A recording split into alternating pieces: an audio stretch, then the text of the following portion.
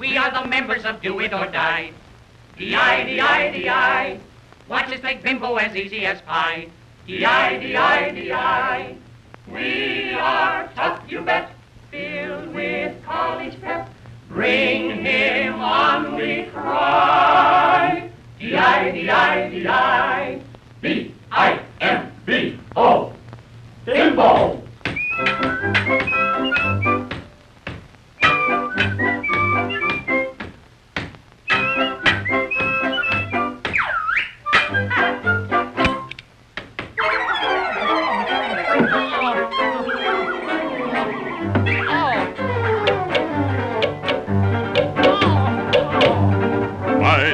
Mystic order of the boom boom hacha, boom boom hacha, boom boom hacha, boom boom hacha. Wanna be a member? Wanna be a member? No.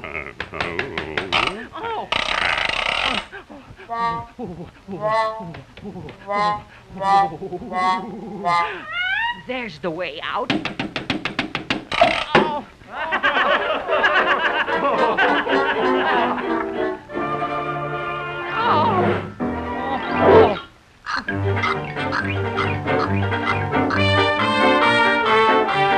Wanna be a member? Wanna be a member? No. Ouch!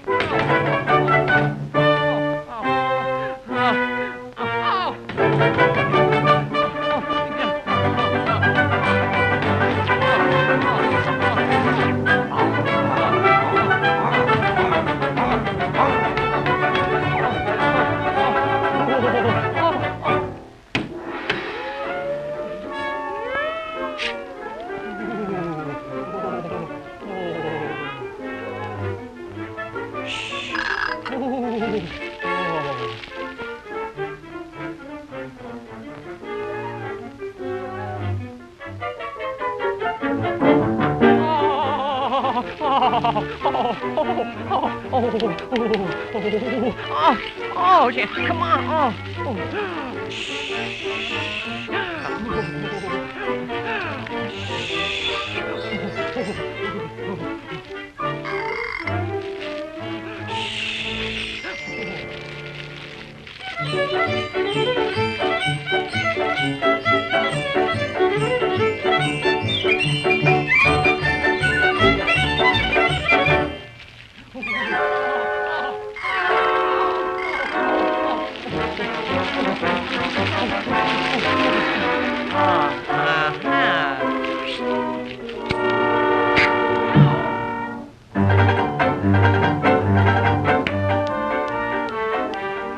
Wanna be a member? Wanna be a member? No.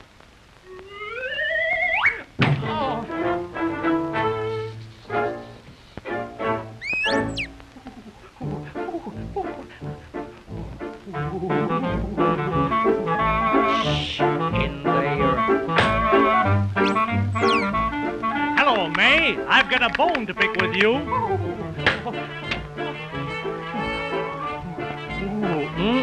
No. Ouch! Oh. Uh-huh.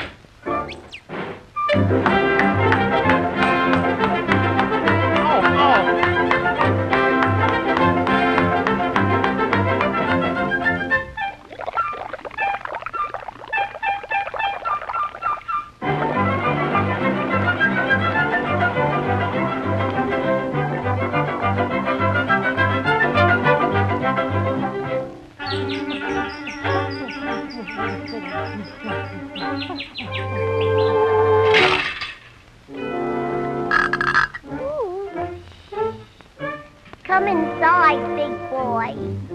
What a pippin'.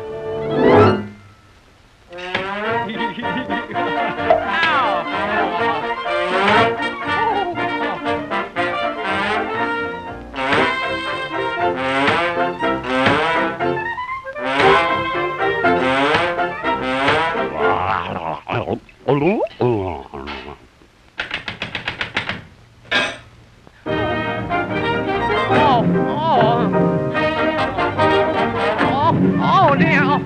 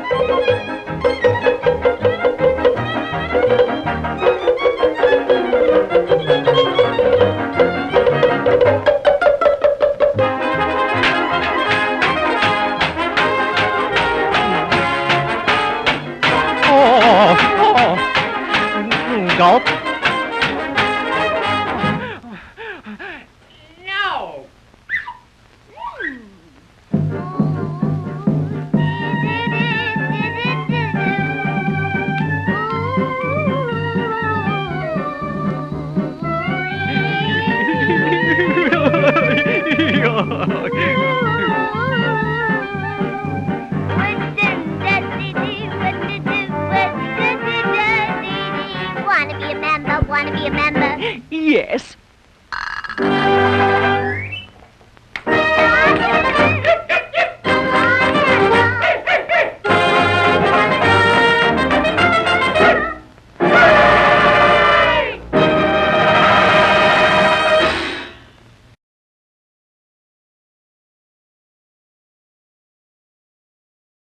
We are the members of Do It or Die. D-I, D-I, D-I. Watch us make bimbo as easy as pie. D-I, D-I, D-I. Oh my god. Oh man. Forgot to change my settings back. Let's see, picture profile. There's a PP. Oh. 3, no. Which one is it? 5, nope.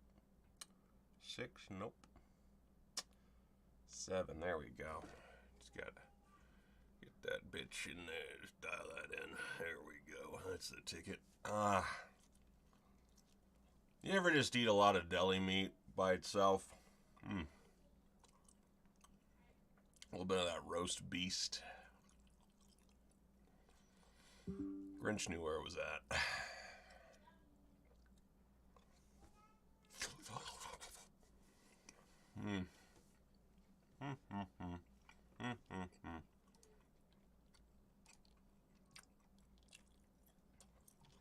Oh, God. Working's hard. Working is hard. Got my peanut butter. Yeah, apparently, as I said in the chat, I'm sorry for the stream going down. Of course, the one time I schedule it like 2 days in advance.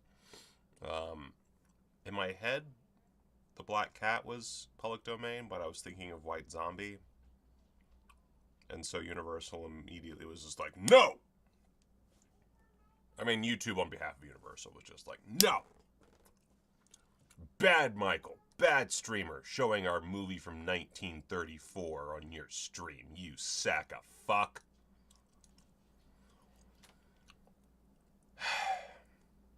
Anyway. I get the same feeling, so I'm coming day and night.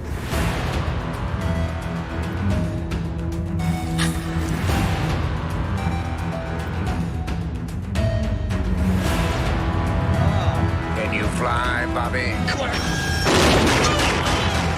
Can't piss on hospitality. I won't allow it. She's already contaminated by this odd substance.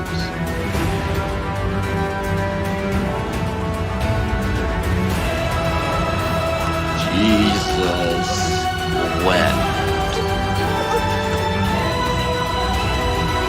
I want you to get up right now, and go to the window, open it, and stick your head out and yell, I'm as mad as hell, and I'm not gonna take this anymore! Got my peanut butter. Oh, there we go. That's a checkup. Poppy like, poppy like, poppy like, poppy like. So, today, oh no, it's too much peanut butter in my mouth. I'm like a horse they're trying to get to talk on TV. Let me just pull up Milanote so I have everything nice and ready. Oh, Milanote's not on this browser. It's on the other browser. God damn it. Milanote. There we go.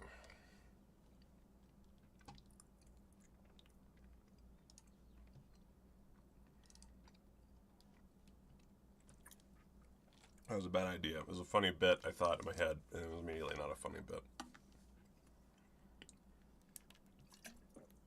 Oh my god, it's stuck into like all the crevices of my mouth. It's like cement.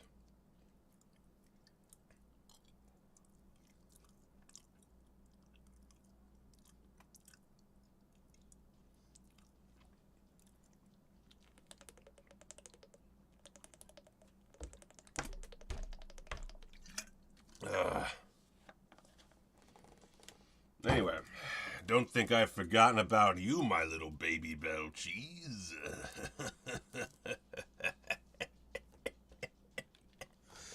Anyway, so three things. I think three things. We're going to start with three things. I just remembered something else I want to talk about.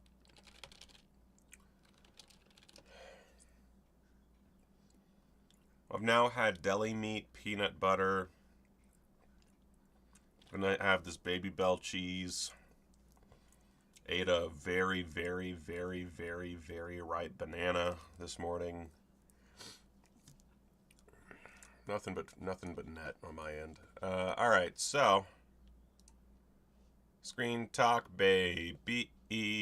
Screen Talk Baby. Godzilla, -1.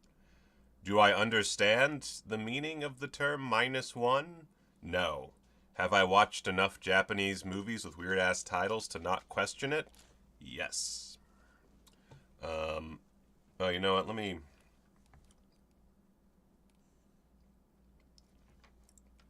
put on my oh. Let's see here. I bet my earbuds are dead at this point because I just left them out. Do I have my...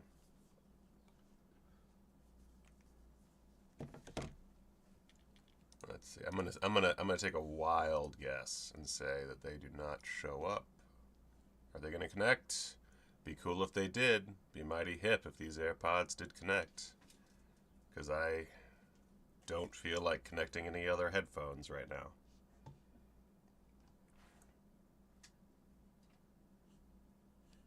Oh, Steven, what's the...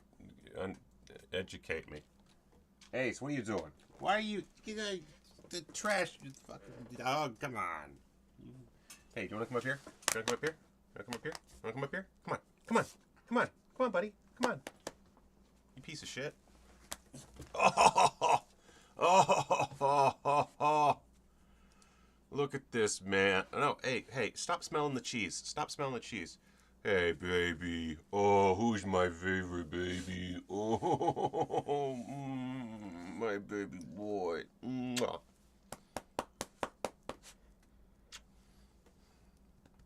I love my man.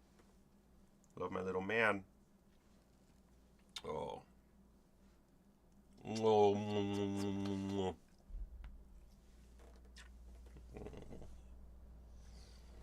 My sweet boy. Look at this little sack of this little old man, this little old sack of shit. What's that? A creditor? Haha, no. Okay, bye. Got hair everywhere. That. All right. All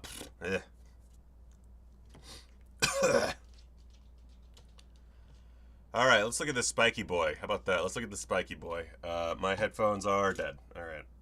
Never mind. I'm just gonna hope that it doesn't echo.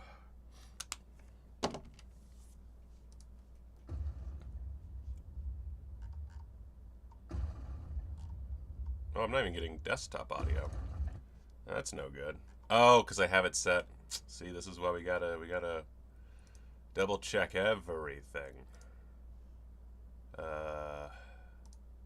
Speakers. All right. There we go. All right, let's try that again.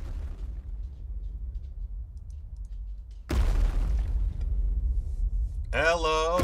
So I guess the first amazing thing about this is the period setting, which I feel like we were told about before. I don't remember exactly.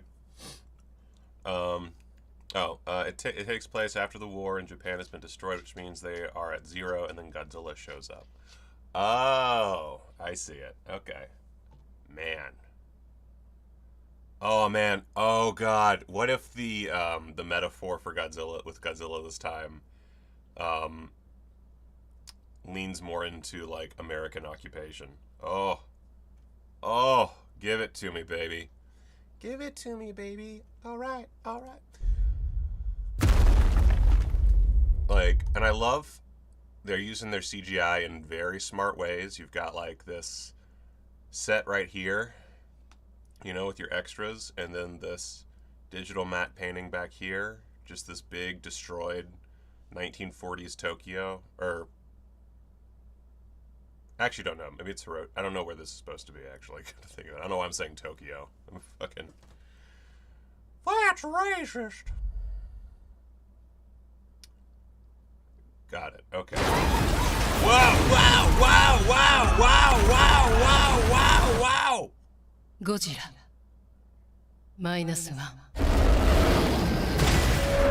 Look at that mother, look at this boy, look at this, and I love that they kept, you know, it's a lot more, it's a little bit more traditional than the Shin Godzilla version, but I feel like the teeth are very similar. I'd have to double check, but I love that the mouth is still like aggressively wide when it's doing its choppy boy thing.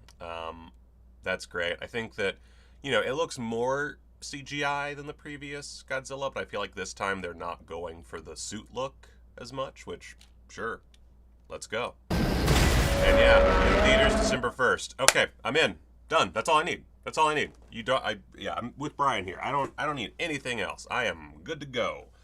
That's all I need. Put it in my fucking body. And then, of course, I forgot to actually bring this up before, but let's, Godzilla -1, and, images. Alright, so we got our spiky boy. Look at this spiky boy.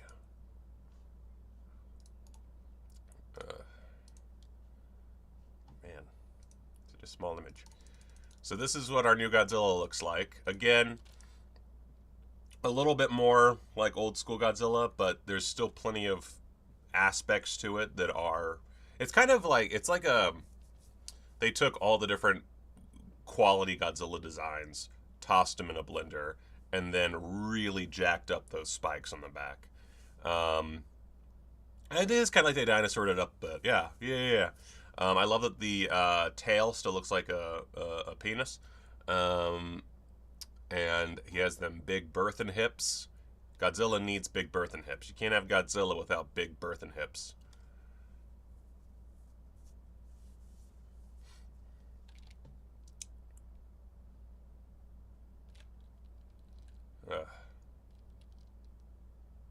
But that's really all we got so far. Like, there's not really anything else. And that's fine. That's great. I do wish Miyazaki's movie had a little bit more marketing to ensure that I get to see it in a theater, but yeah, like, I don't need anything more than that one trailer. I'm good. I am positively dankin' good. I don't need anything else.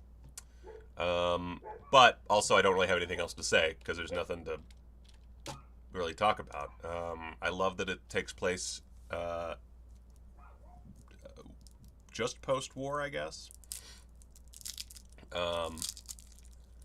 And therefore will probably include some stuff about U.S. occupation of Japan, which I am a total slut for that stuff. I don't know what it is about that period of time, but I am a fucking whore.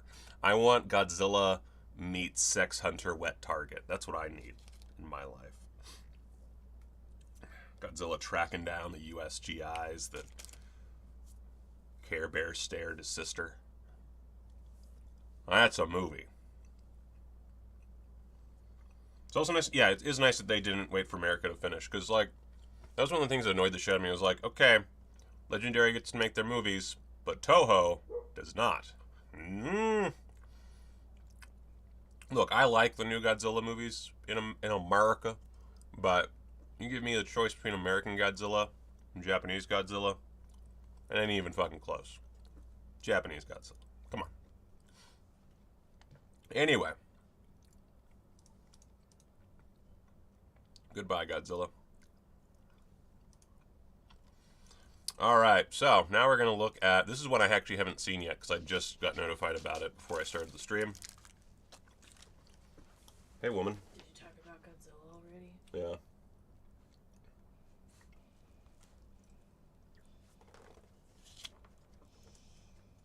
I love Godzilla. He's the best.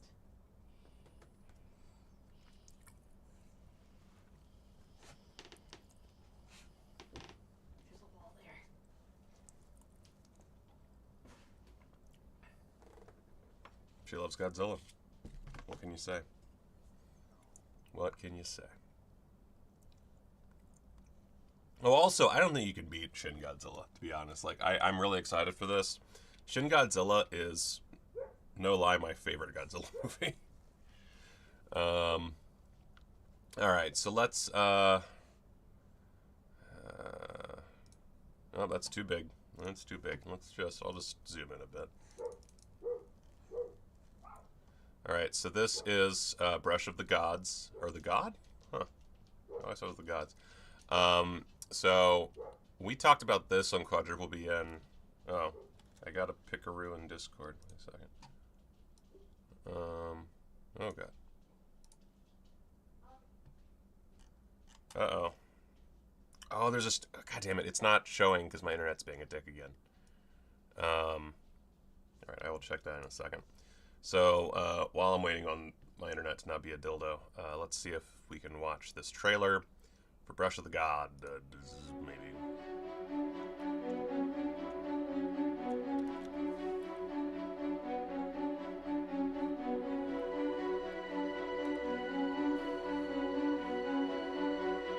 Look at that.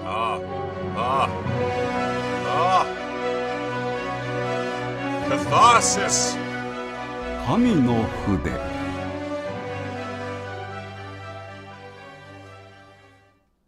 Is no one gonna give me an actual fucking trailer to talk about? But yeah, this looks rad. I mean, I feel like a lot of this is just stuff we already saw to some degree before, but finally this fucking passion project, after fucking years,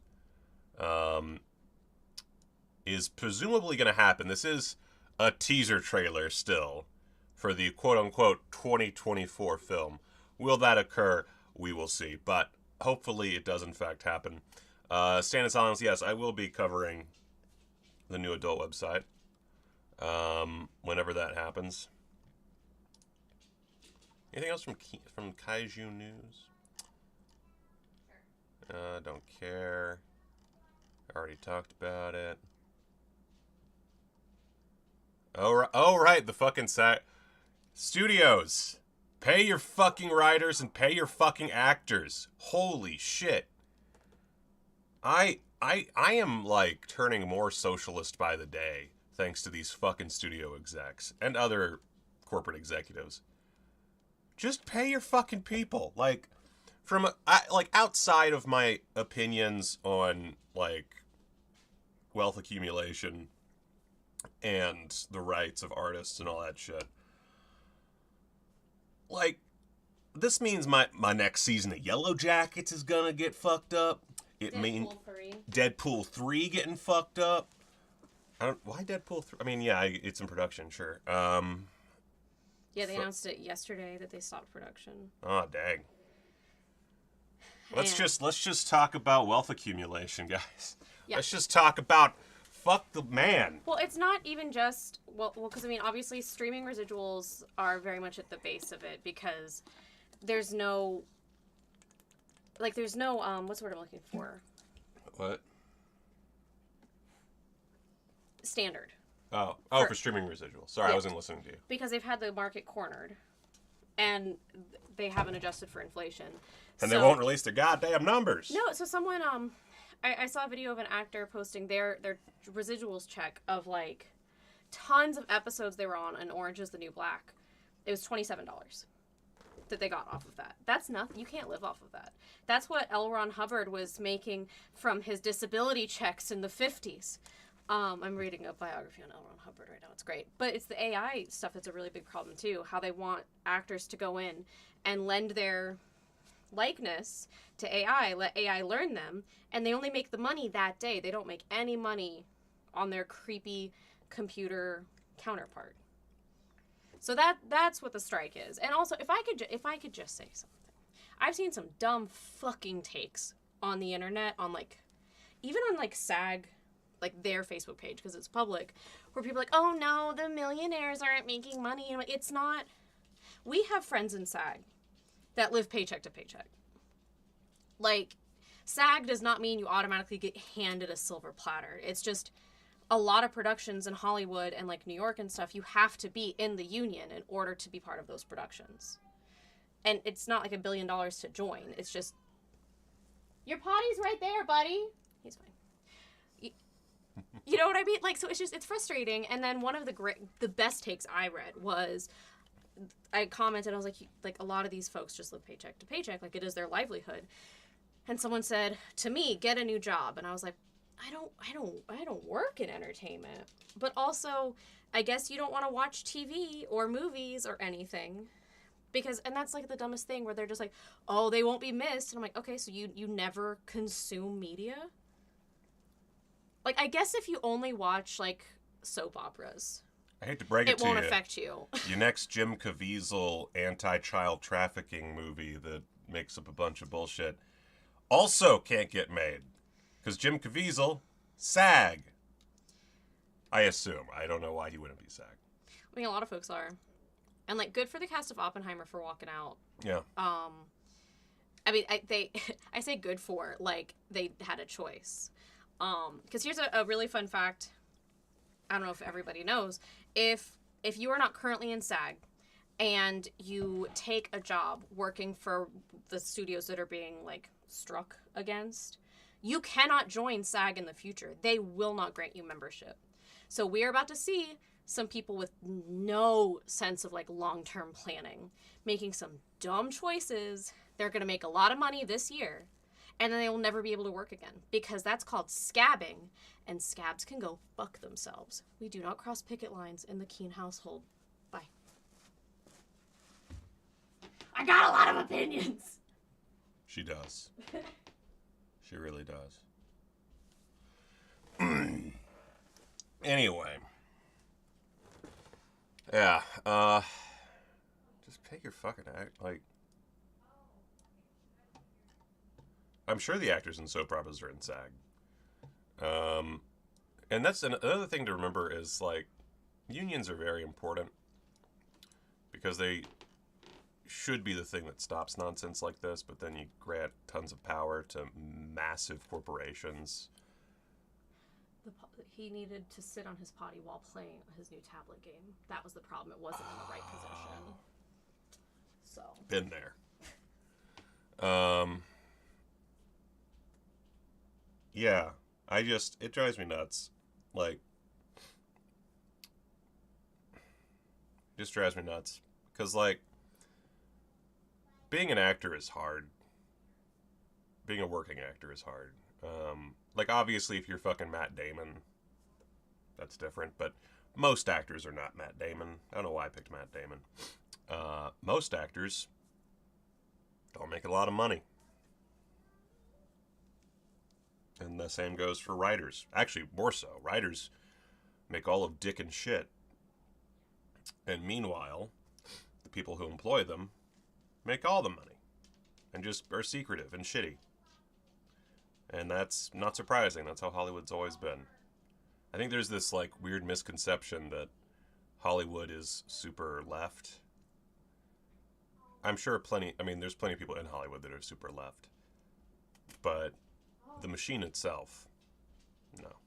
The machine itself is capitalist as shit.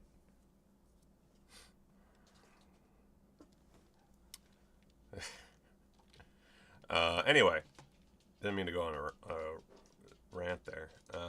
Let's look at the trailer for... Let's look at 2 more trailers, and then we're just going to go into writing.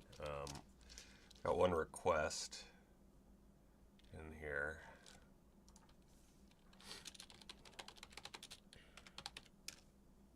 Also, there is a lot of great Blu-ray news to talk about, but I'm going to leave that for tomorrow, because this is not a Blu-ray show. This is just a general movie and creative bullshit show. This is a nonsense show, baby.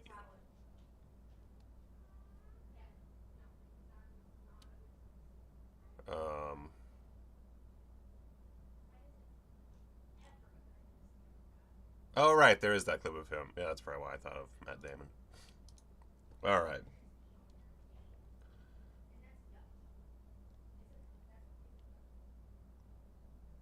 Is our boy being a good boy?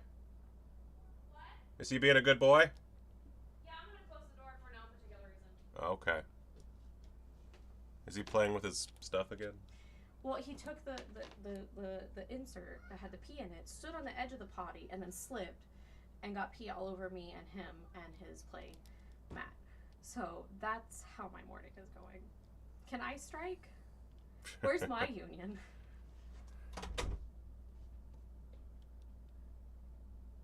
I would say there is at least one label that's putting out what might be my most anticipated release of the year. But again, we'll talk about it tomorrow.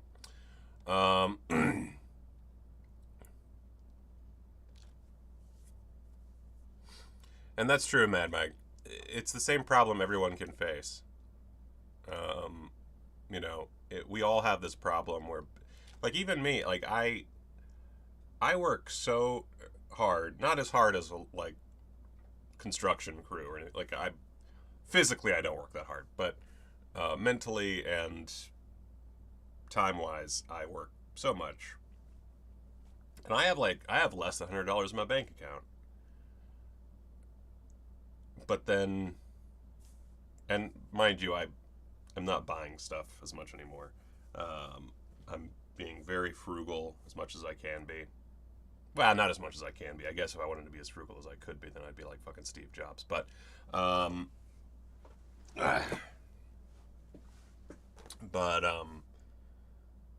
it's frustrating to work so hard, and this goes for anyone, and not be able, just with your own income, to pay all the bills properly and comfortably. Because we live in the year 2023, that shouldn't be a problem. And when it comes to something as big as mass media, there's really no excuse. Like, your executives are paid a bajillion fucking dollars to do effectively nothing. But then the people who are like the bread and butter don't get it. And here's the thing, like, yeah, AI is a tool that will become more and more important as time goes on, and a lot of people don't want to admit that AI is actually a tool that will be used and will become standard, and eventually people won't even think of it as anything remotely like a problem. That's how it's going to go. That's how all these things always go throughout time. But no one wants to see a movie written by AI starring creepy AI likenesses of celebrities. There is always going to be that tactile aspect. It's like Mission Impossible. Why do people love Mission Impossible? I mean, they get great directors, and Tom Cruise is a rock star, but a big part of it is, there's a ton of practical stunts on display. Now, can you get all those stunts through CGI? Sure. Or at least most of them. You can do it all through CGI. But when you do that, no one gives a shit. When you do that, you get a Quantumania. Or you get a Fast X. Or something like that, where it's just not interesting. And that's something that's like, people still read books. Even though you could just watch a movie and it would take you far less time, people still read books because there's a tactile feel to that. People still buy vinyl records. There's no reason to buy vinyl records. It's dumb. But there's that tactile feel. And you would think, going back, like when CDs first came out or when Napster started up, your thought process would be, oh, well, vinyl's gone.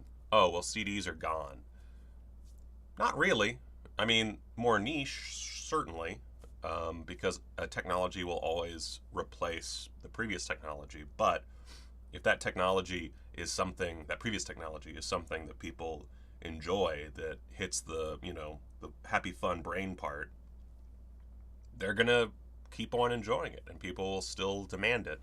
And if you just turn all of Hollywood into a corporate machine just busting out bullshit again and again, you're not going to do well, because that inevitably, I mean, fucking, what was that movie, that sci-fi movie, Battle LA, Battle Los Angeles, whatever it was called?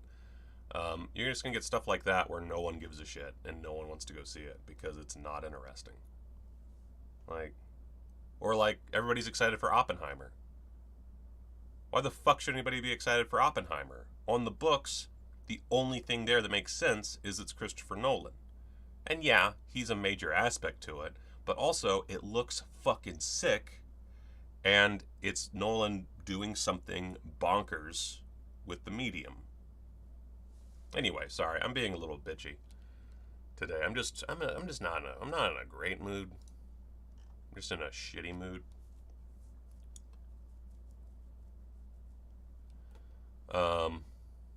That's true. I mean, vinyl does sound different. I'm saying more like, if you look at it super objectively, it's like, oh, well, if you just want to listen to music, just pop on Spotify. But then when you get, and that's the algorithm way of looking at it. But then if you look at it from the perspective of someone who's enjoying the art and enjoying these different aspects of how the art can be presented, suddenly it becomes,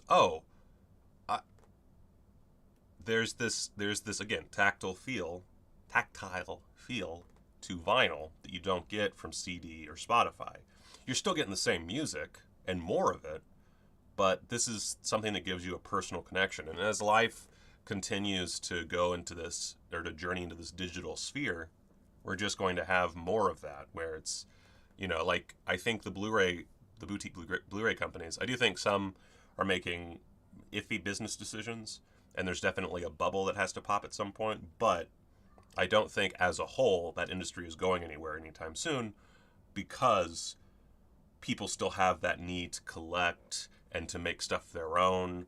There's a coldness to streaming and the internet that you just cannot get past.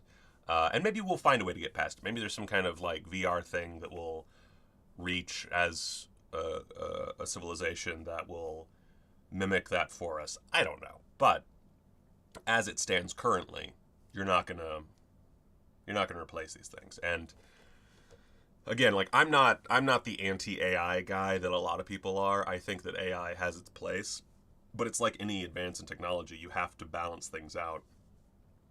And I will say there is that aspect of the studio demands where it's allowing AI in the process of writing a movie. And I'm not entirely sure how that is being debated. I haven't looked enough into it, so I can't say exactly what each side is saying at this point in time. But I do think there is a place in the process for AI. However, you don't have to pay AI. So what you should be doing is still be paying your writers what they're worth, and then also allow for the use of AI, if that makes sense. An AI should not be writing the entire movie, but, if you need it, if you want to use AI to, like, brainstorm, that's fine. I've used AI to brainstorm. 9 times out of 10, it gives me absolute bullshit, but every so often it'll be with one little nugget where I'm like, oh yeah, okay, and then I'll branch off from there. AI is very useful, and especially in, like, accomplishing minor bullshit tasks, but I feel like the problem with the world, and especially us as a country, is anytime we have an advancement, it's always, well, how can we use this to make the rich richer and pay less towards our employees and hire less employees, when the human response, well, I guess the human response is fuck you, but the moral response is, oh, we can do this all more easily, and that means that we're going to put less stress on these people we're paying, and also we can afford to pay them more, or we can afford to, pay them what they deserve. But that's not what happens. Instead, it's, how can I buy a yacht? Sorry. Another yacht. A bigger yacht. A yacht made of gold. They said I was crazy, that you can't make a yacht made entirely of solid gold. But I'll show them. ChatGPT says I'm smart for this. Yeah, AI, as Maddie says, AI is a tool. Film Literate says it's a great tool for creatives if used responsibly. Exactly. Chris says everybody's saying it's a tool. I'm not paying attention to chat, I'm sorry.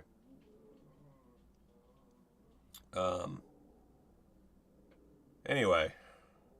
Yeah, we always need the human element. And more importantly, even if we didn't need the human element, you've got to watch out for your fellow man. There's this. I'm sorry that I keep ranting. I know that this is supposed to be a show about various fun things, but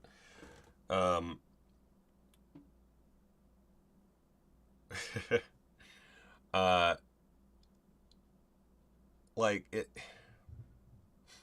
just frustrates me to no end that it's seemingly impossible to just get people to, like, okay, when I was visiting my parents in New York, my stepdad went on this whole and just to give you an idea, my stepdad is a conservative. He used to be a Republican. I don't think he counts himself as one anymore because he doesn't like the party anymore, but at very least he used to be a Republican, and like he's the kind of guy who, like, he was like in Vietnam. He's almost 70, I think. So he's an old school guy, and he definitely has plenty of opinions I don't agree with or haven't agreed with. You know, and he was certainly, when I was younger, he was more prone to extremely silly conservative talking points. Like, I remember when gay marriage was still illegal, and he parroted this, like, tax reason why gay marriage should stay illegal, and I was like, what the fuck is that? So, you know, not someone I agree with all the time, someone who I butted heads with a lot as a child and as a teenager. But he was talking about the current state of industry in the country.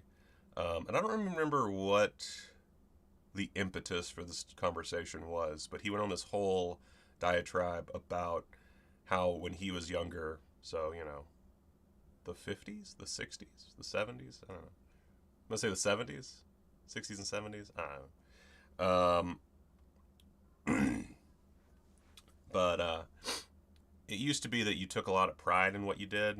Like, that was, like, the job was, okay, we're going to, you know, if we're making nails, we're going to make the best nails we can make.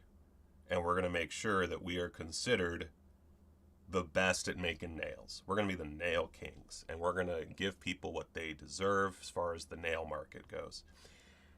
And over time, that's been chipped away to how can we, as this nail supplier, cut costs and put more money in our pockets and fuck over the consumer without them realizing fully how fucked over they're getting. How can we cut corners? And suddenly you're making nails that are just snapping in fucking two.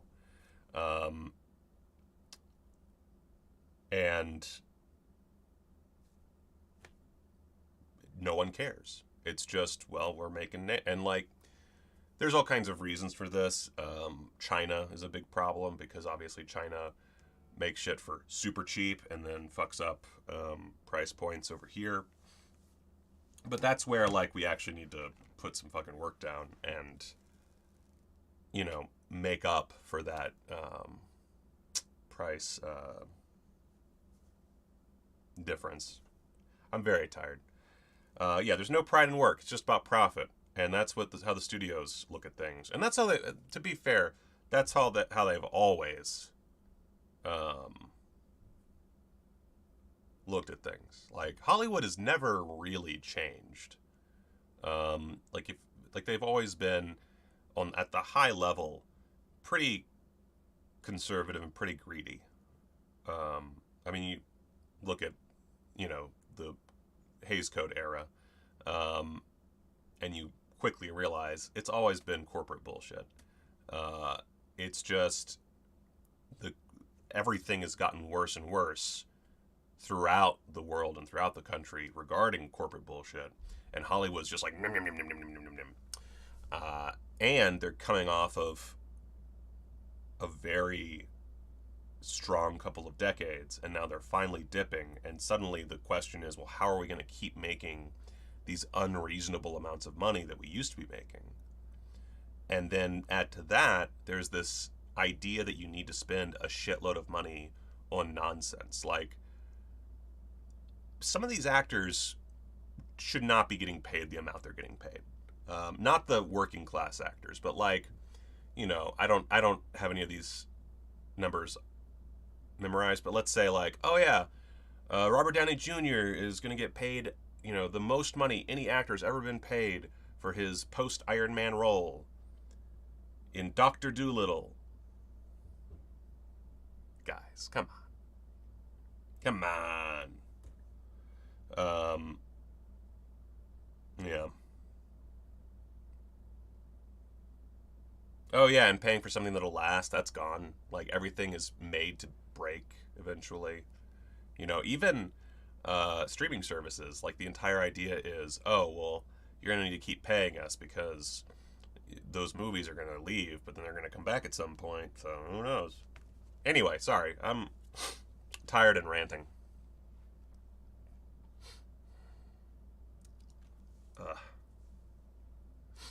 All right, so let's go to Screen Talk. This is the retirement plan with Nicolas Cage, starring noted SAG rabble-rouser Ron Perlman. I haven't seen my daughter, and now her daughter shows up at my front doorstep with not a word. I think my parents are in some kind of trouble. Oh, Ashley's in trouble. What is it this time? It's so weird to see Nick Cage, like, with age-appropriate colored hair. This looks like, it looks like the Halloween costume version of how he looked in Pig. Get on that flight and do not come back without my hard drive. Also, what happened to Jackie Earle Haley? Remember when Jackie Earle Haley was like the next big thing? Like, he was the big career resurgence? And now he's like sub-Travolta in that field. Right. Purpose for your visit? Pleasure. Lay low for a few minutes. Welcome to the island. I'm losing my patience. No! I'll tell you, there's a slight... So, I am interested in this. It looks very cheap. There's something about Nicolas Cage where I can never believe him as an old man. Even though he... Wait, how old is Nicolas Cage? Let's see here. Nicolas Cage is only 59 years old. Huh. I thought he was older than that. Okay, so this is extra silly, because he's not that old. And he doesn't feel terribly old to me. Boom! Kills him. I just got out of there with my life. Did you shoot me? I guarantee you there's more men that are already coming. They will not stop until we are all dead. Come on, Ashley. Ashley, don't let me...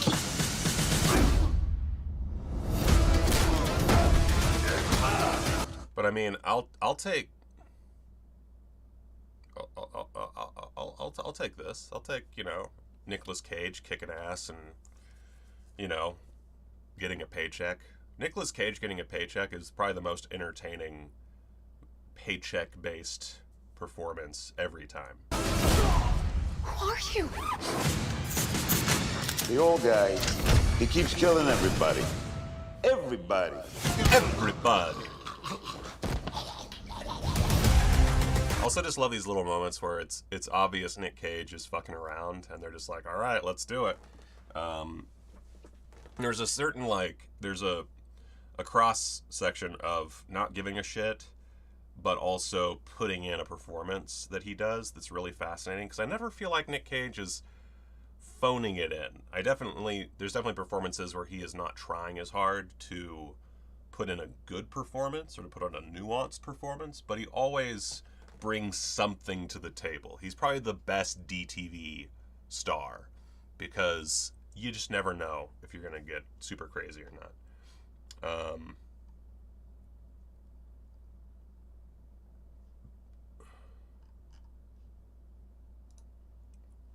see here. We also got this little guy. Look at that. Statues are showing up. God, look at these feet. These feet are great. Those are great quality feet.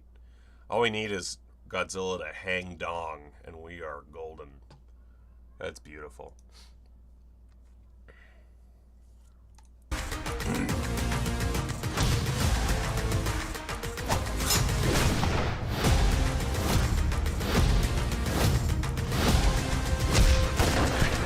Who is this guy? My dad's an assassin, isn't he?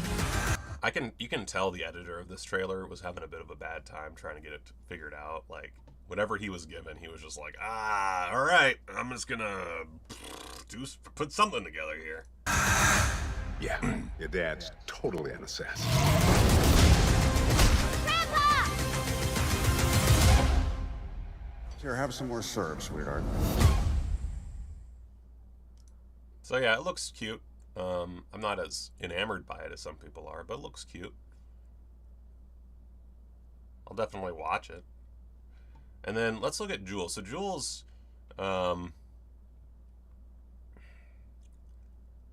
this is one where I saw the thumbnail for this, and I was like, well, that looks creepy, but whatever. And I didn't click on it. And then Carey Mulligan sent me the trailer under the guise of, oh, it's a Ben Kingsley movie. This is an interesting role for Ben Kingsley. And you know what?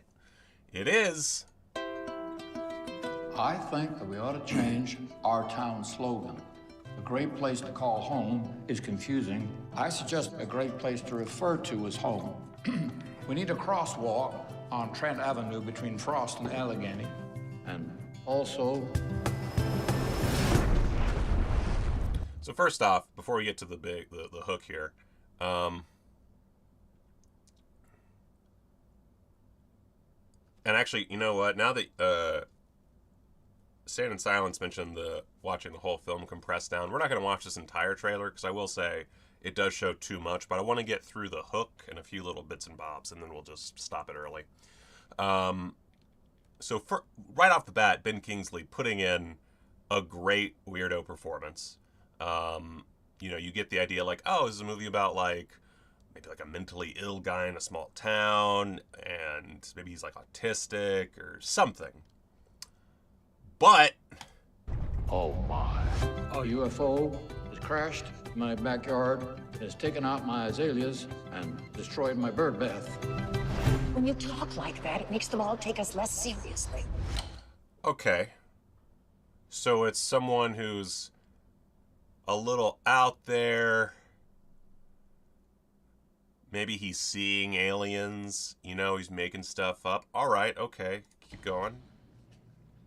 Did you just say UFO? But wait. And even now, like, oh, so it's a cute little drama about a guy, like, learning to make friends or something like that. All right. Cool. What is that? Holy shitting cock. This is the little man. It's the fucking Forbidden Planet guy. Came out of it. He's got to be a secret. Don't tell anybody. May I touch him? She shouldn't know. We got to trust her. There's nothing else we can do. We could kill her. Kill me? You can't kill me. I'll kill you. That's what I'll do. Guys, stop it. You think we can call him Jules? He's no Jules. He's more of a... This thing is fucking terrifying. And I love the juxtaposition of this, like, fun little dramedy indie movie and just the scariest goddamn alien I've ever seen in my life.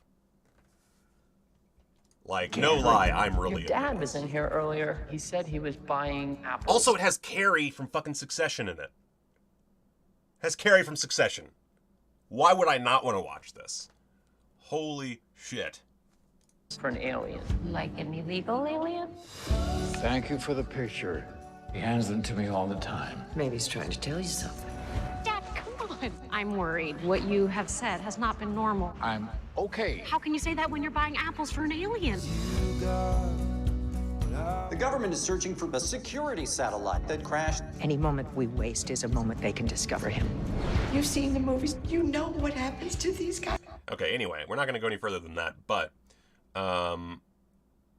like, and, you know, there's probably going to be, like, it's all old people referring to the alien and seeing the alien, so maybe it's, like, something about, you know, age and all that, and it's a metaphor. But still, there's an actual fucking alien in this movie who looks horrifying, and within the context of the film, as far as I can tell, is supposed to be the real deal. And Ben Kingsley is this old codger who's his friend. And I am living for this. I'm very excited for Jules. It looks absolutely bonkers and completely out of space and time and will not do well, but that's okay. I will love it. Anyway. Where'd I put Millinote? Alright. Let's bring over Millinote. We are in it to win it, people. Oh, right. I need to... Alright, how do I want to do this? I just realized we need to start writing the script today. So, wait a second. Let me bring in Fade In. Remind me later. Okay. Let's see. How can we do this where it's not shitty? This isn't bad. I can deal with this. Okay. Let's go ahead and... Well, I'll save it later. Have I seen the show Resident Alien? I have not. Let me just do something real quick. Oh yeah, I don't want y'all to see all those titles in my... Oh, blah, blah, blah. Let's just call it Project Embryo still. Alright, I'm gonna go... Wait, actually, let me...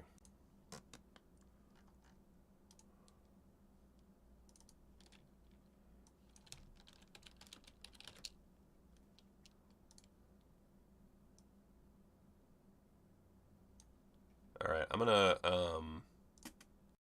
We are the members of Do It or Die. I'm gonna go use the Piddle Palace, and then I will be right back, and we'll start writing, but I have to pee so bad. So, 1 second. We are the members of Do It or Die. D-I, D-I, D-I. Watch us make bimbo as easy as pie. D-I, D-I, D-I. We are tough, you bet, filled with college prep. Bring him on, we cry. D-I, D-I, D-I. B-I-M-B-O. Bimbo.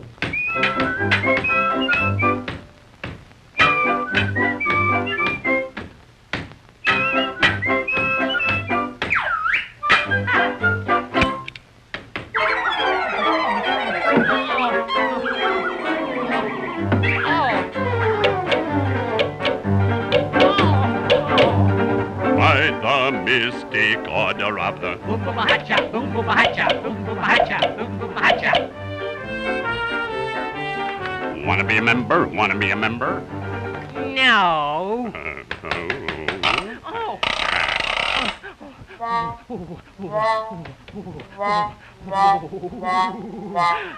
There's the way out.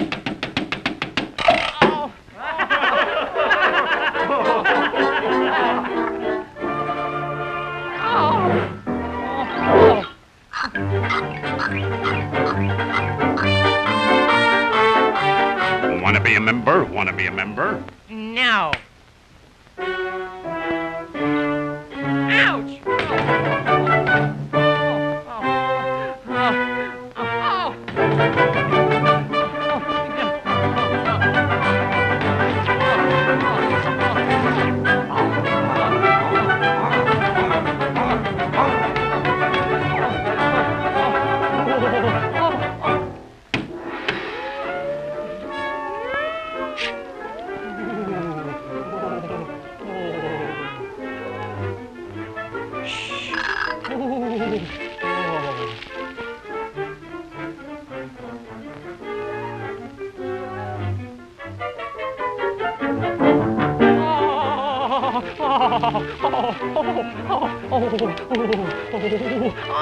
Oh, yeah, come on.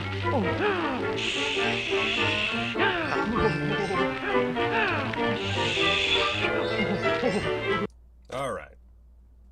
I peed. Got some water. Let's start a script.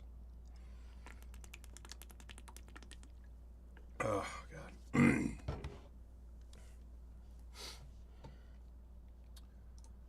So, we've got our general idea over here. A lot of places for us to fuck around and find out, but let's do that the fun way by just getting a script done. So we're going to start with the opening image. And I'm going to refer, because again, this is kind of a partially almost like an educational series. So, Studio Binder. Oh, Bimbo dies. Bimbo just dies. Studio Binder has a great... I love Studio Binder, by the way, except for the fact that they are aggressively expensive. Once they like get their... if they ever get their shit together and are not aggressively expensive, they're a great option for when you're doing production, you need to organize stuff. But they have a bunch of blog posts that are actually really nice if you want to just like reacquaint yourself with things, or I guess learn for the first time. But for opening image, here's how they describe it. Start strong with an image that catapults your audience into the look and feel of your story. Blake Snyder suggests knocking this out on page 1, which I don't I think, I mean, yeah, I agree with Blake Snyder on that. You should start with the strong opening image.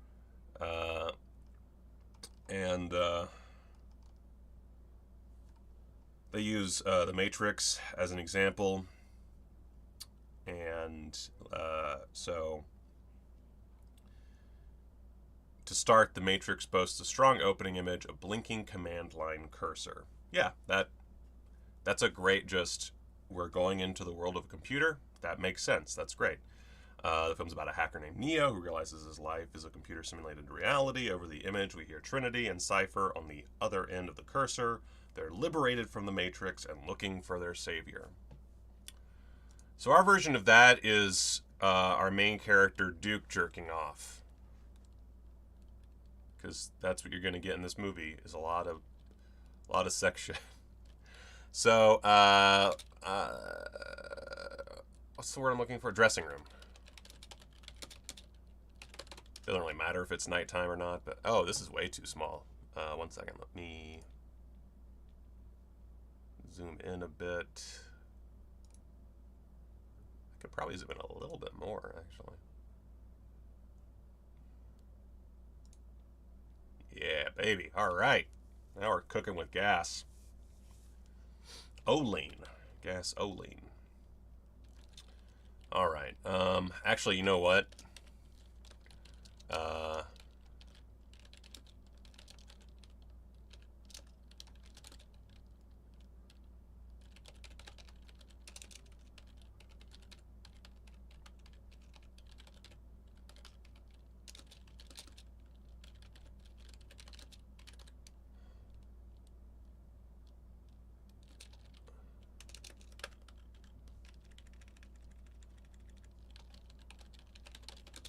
Oh, that's a problem with this setup, actually. Let's see, how, wait. There we go. I can just move this over a little, oh god, a little bit.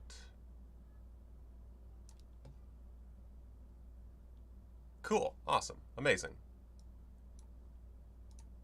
All right, so it's the thump, thump, thump of a man aggressively jerking off on black to your dressing room. The man, what do we call, what is his name? Petrillo, Duke Petrillo.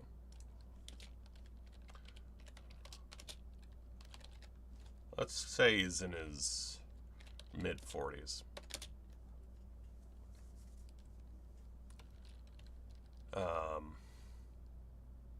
What's the word? When you put your weight against something.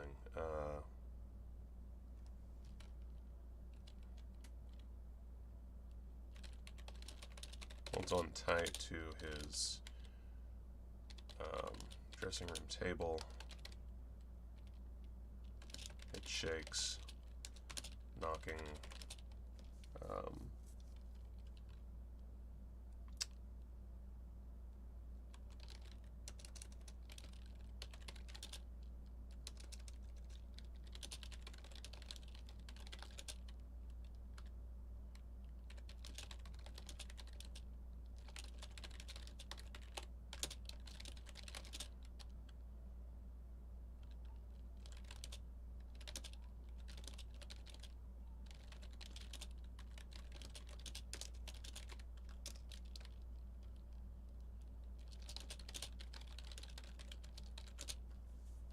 Clamps down, thank you.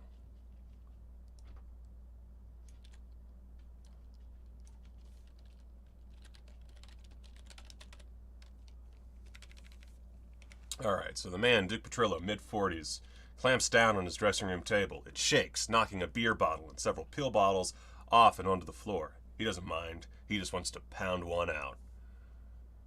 Ooh. Heavy breathing. A moan escapes.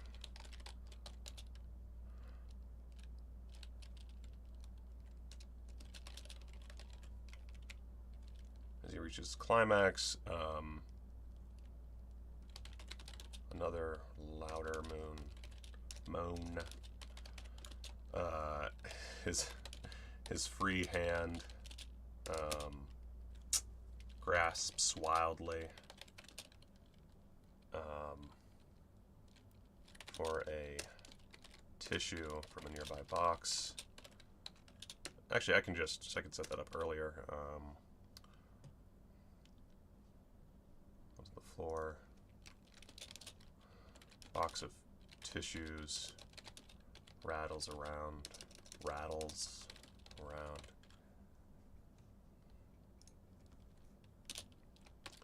He nabs a tissue just as he starts to shoot ropes. Practically slams the tissue onto his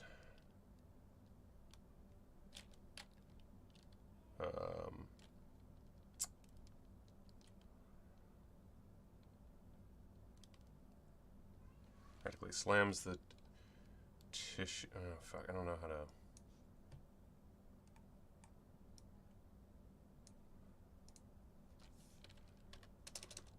I feel like this is a terrible way to put this, but I kind of love it. His spurting manhood. He practically slams the tissue onto his spurting manhood and moans once again as he continues, coming for approximately 8 straight seconds.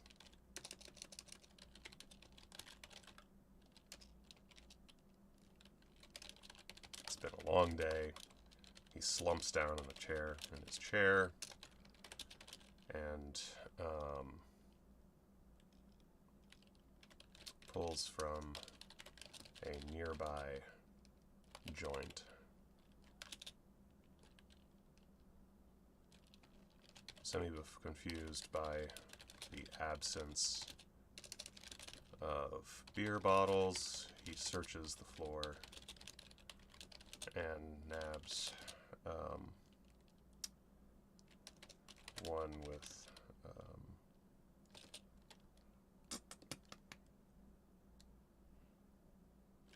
oh, right, sorry, I'm being dumb. I'll just do this. This is easier.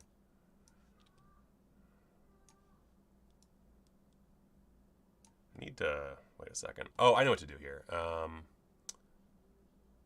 Page view. Oh, okay, well okay, one second. I'm gonna make this a little less shitty. Sorry, again, I'm very tired, guys. I apologize. I'm not doing great. Okay, that seems fine. Can y'all read that okay?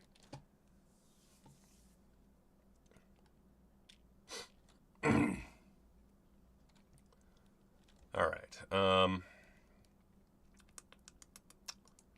It's been a long day. Slumps in his chair and pulls from a nearby joint. Semi-confused by the absence of beer bottles, he searches the floor and nabs one with a smidgen of liquid inside. He slurps it down and sighs. Smidge bigger? Okay.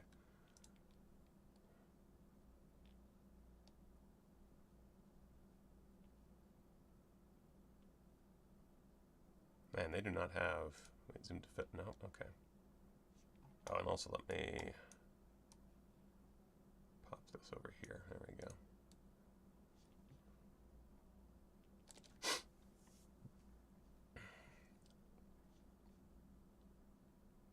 Oh, you know what I can do also? Is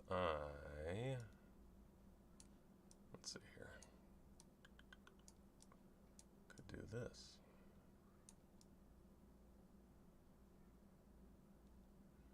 Honestly, like, I don't even really need to get too crazy here. Like, I can just... There we go. Because I don't really need this out and about, really. Just to have nearby. Anyway, so, he slurps it down in size. Leaning back in his chair.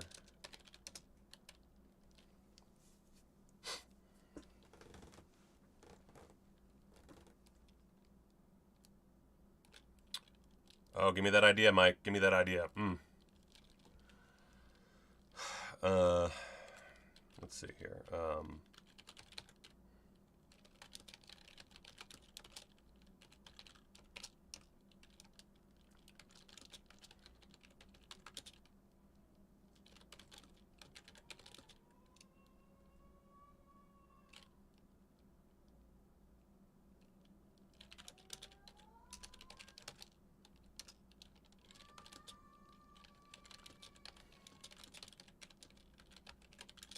Duke almost falls out of his chair.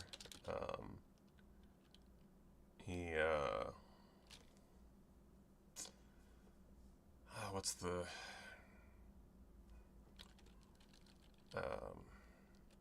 he opens various drawers, goes through his pockets, and after a slight ordeal, he finds it. A vial of cocaine.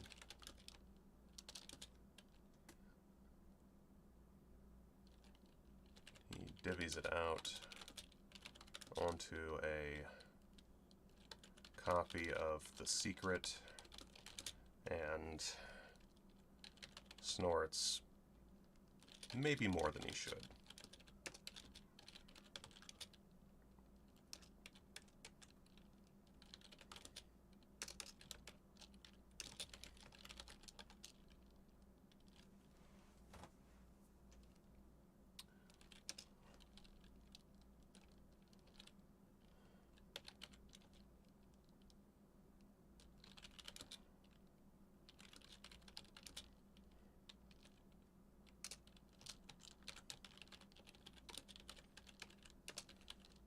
And we'll just, again, we'll keep it as Project Embryo for now until we come up with a better title.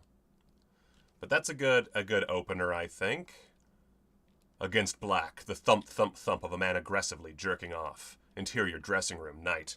The man, Duke Petrillo, mid-40s, clamps down on his dressing room table. It shakes, knocking a beer bottle and several pill bottles off and onto the floor. A box of tissues rattles around. He doesn't mind. He just wants to pound one out. To feel something. Heavy breathing, a moan escapes his lips. As he reaches climax, another louder moan. His free hand grasps wildly for a tissue. He nabs a tissue just as he... I'll just say he nabs one. That's a... Just as he starts to shoot ropes, he practically slams the tissue into his spurting manhood and moans once again as it continues, coming for approximately 8 straight seconds. Actually, you know what? It's been a long day. He tosses the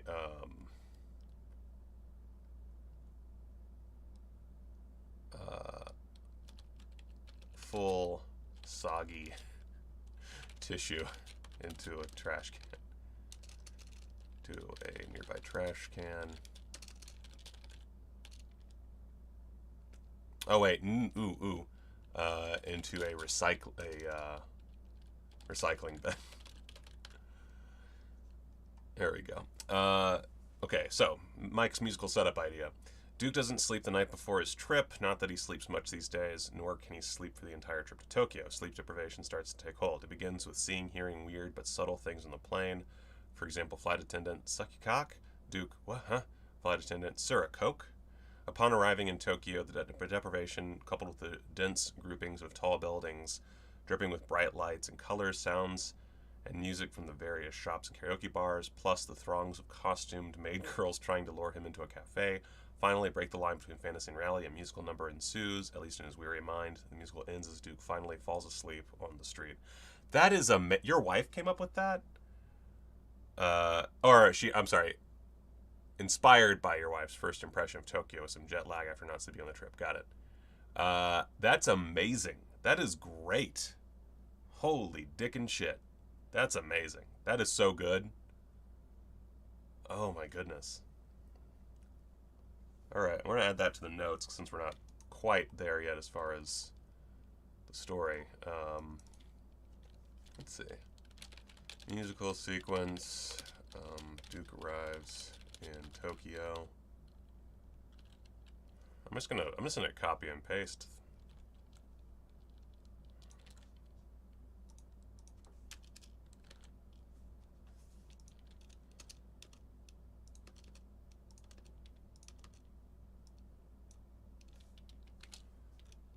Thank you, Mad Mike. That is good shit. That is good shit.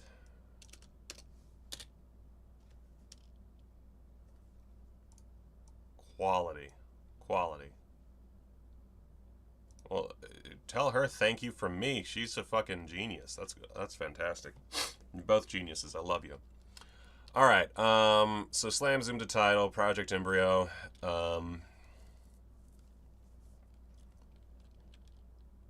And then let's see. Interior. Let's say New York theater.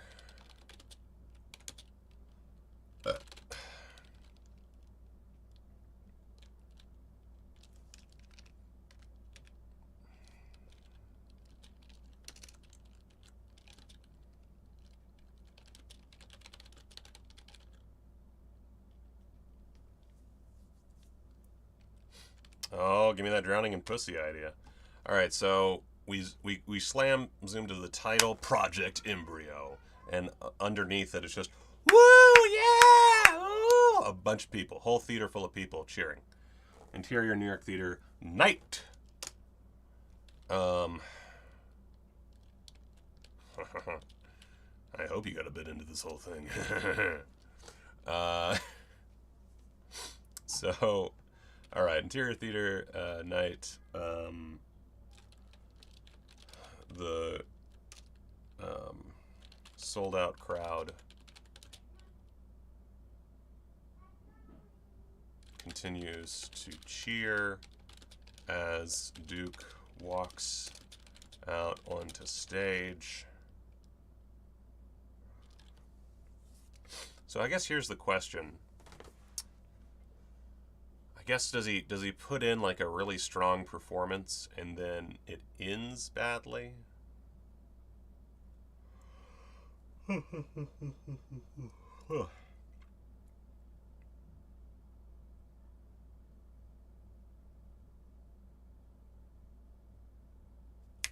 know what to do.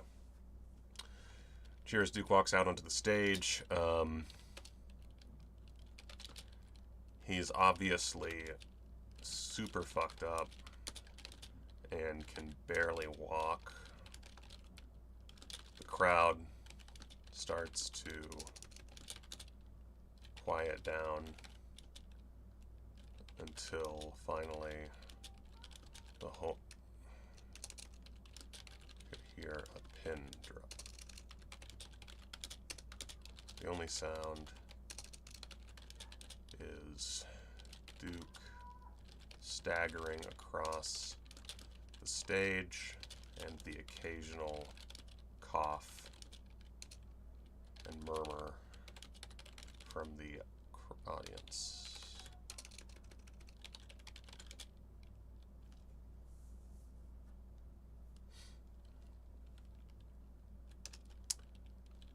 Then the tables turn.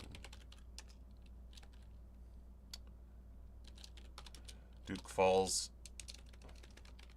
appears to set to fall on his face, but at the last moment stops mid-fall in a gravity-defying movement. And this is a point where, so if you're writing a story, writing a script, and you reach a point where you just do not know exactly how or what you're going to write, you just skip it. Absolutely amazeballs. Jerry Lewis-esque performance. Duke fucking decimates. So we'll get back to it. That's like 2 straight pages of gags that I do not feel like writing right now. So we will get to it. But he has an amazing performance. We start like, okay, audience, he's gonna fucking fall apart, and you're not gonna get like to see how great this guy is. But wait, we are gonna see how great this guy is. We are gonna show off how fucking amazing this man is when he performs, because it would be the easy way out to not show that. Alright, so Mike's idea. He starts examining the room out of boredom, looks in a previously unexplored door, finds a gun, takes a long look at the gun, then slowly places it to his temple, long pause for contemplation, then places the gun in his mouth, long pause for tension, the thought of release, washes over him, he pulls the trigger, the gun vibrates. Duke now realizes that it's a gun-shaped dildo. Realizes what having it in his mouth entails and spits it out in disgust. Duke decides to leave the room and the ghosts of his action behind, spills onto the streets of Tokyo, still unfulfilled and depressed. Wow. Oh yeah, the Cameron approach is great. Write full scenes, and sometimes you just need a scene description. Then you get back to it later, because you know roughly what you're getting. Like, if I was to write in like a car chase, I would probably just be like, a car chase happens. I think there's one Cameron script, I don't remember which one it is, but he basically in the script just says the best car chase you've ever seen, or something like that. I don't remember what it was. It might even be Cameron. I think it was Cameron.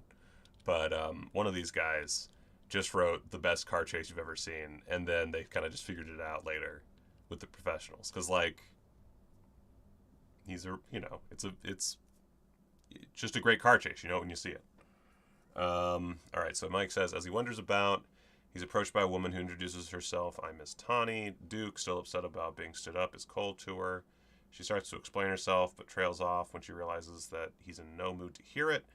She suggests they go to a bar instead. Maybe he'll loosen up and she'll explain herself then. They drink a lot. She finally begins to explain why she didn't show up earlier, but still can't look him in the eyes to do so. She stood him up, not by choice, but because her father did not approve of her meeting Duke. She eventually chose to defy her father, but Duke was already gone.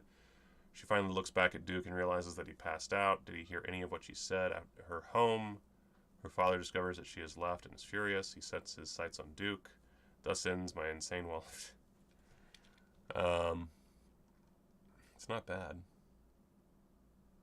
Oh, that's yeah, and I missed your first, okay, sorry. I missed, okay, now I was a little confused. Now I get it. I didn't read your first part of that. Stood up at Miss Tawny. Duke drunkenly gathers up partners on the streets of Tokyo and stumbles into a love hotel with them.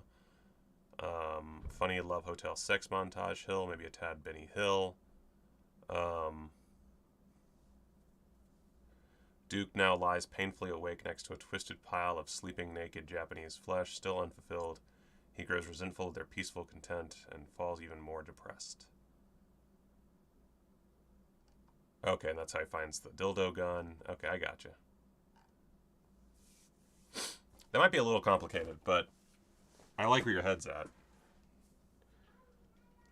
So, alright, so we have, if we go back over to our beat sheet here. And I already kind of got rid of the oneer, but it's basically the same thing. Duke performs. Oh, gotta include a singing cock routine.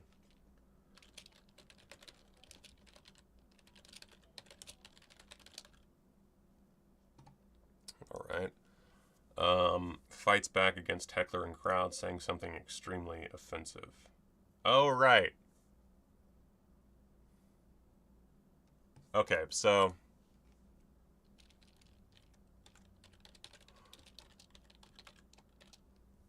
Well, it's off camera, I suppose. I mean, it's good. It depends on... I think the problem is, I don't know how the Miss Tani thing is going to work yet. But it's a good... I mean, it's a good idea. And actually, I do like the idea that he tries, like, a smaller version of Death by Snoo Snoo. And, that kind of sets us up for a bigger Death by Snoo Snoo.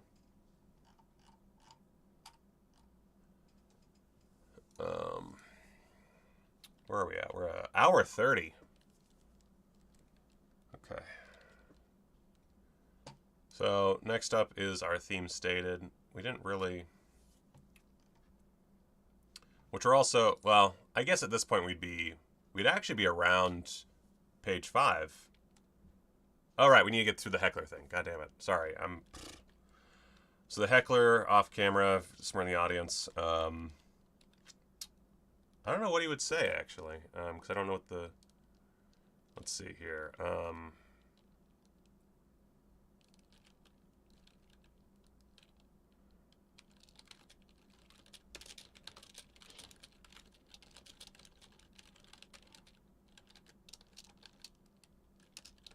Let's see.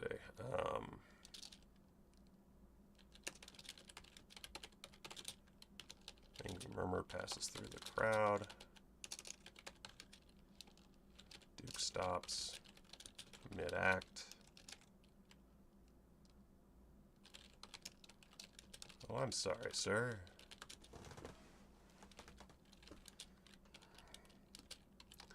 That balcony seat causing...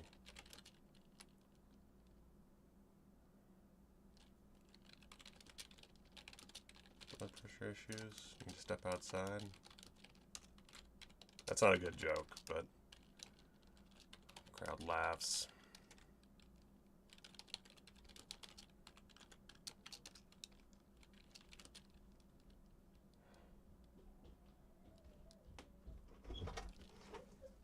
Oliver's gonna come say hi for a minute.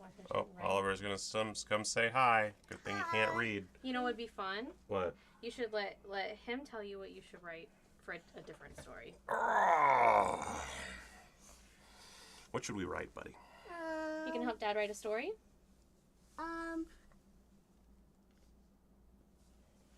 You're just pointing at a screen. Okay, I'll be right back. That story. Wait, that one. Well, that's not a story. That's just a note I wrote myself. Ask him what he thinks should happen. What do you think should happen in a story?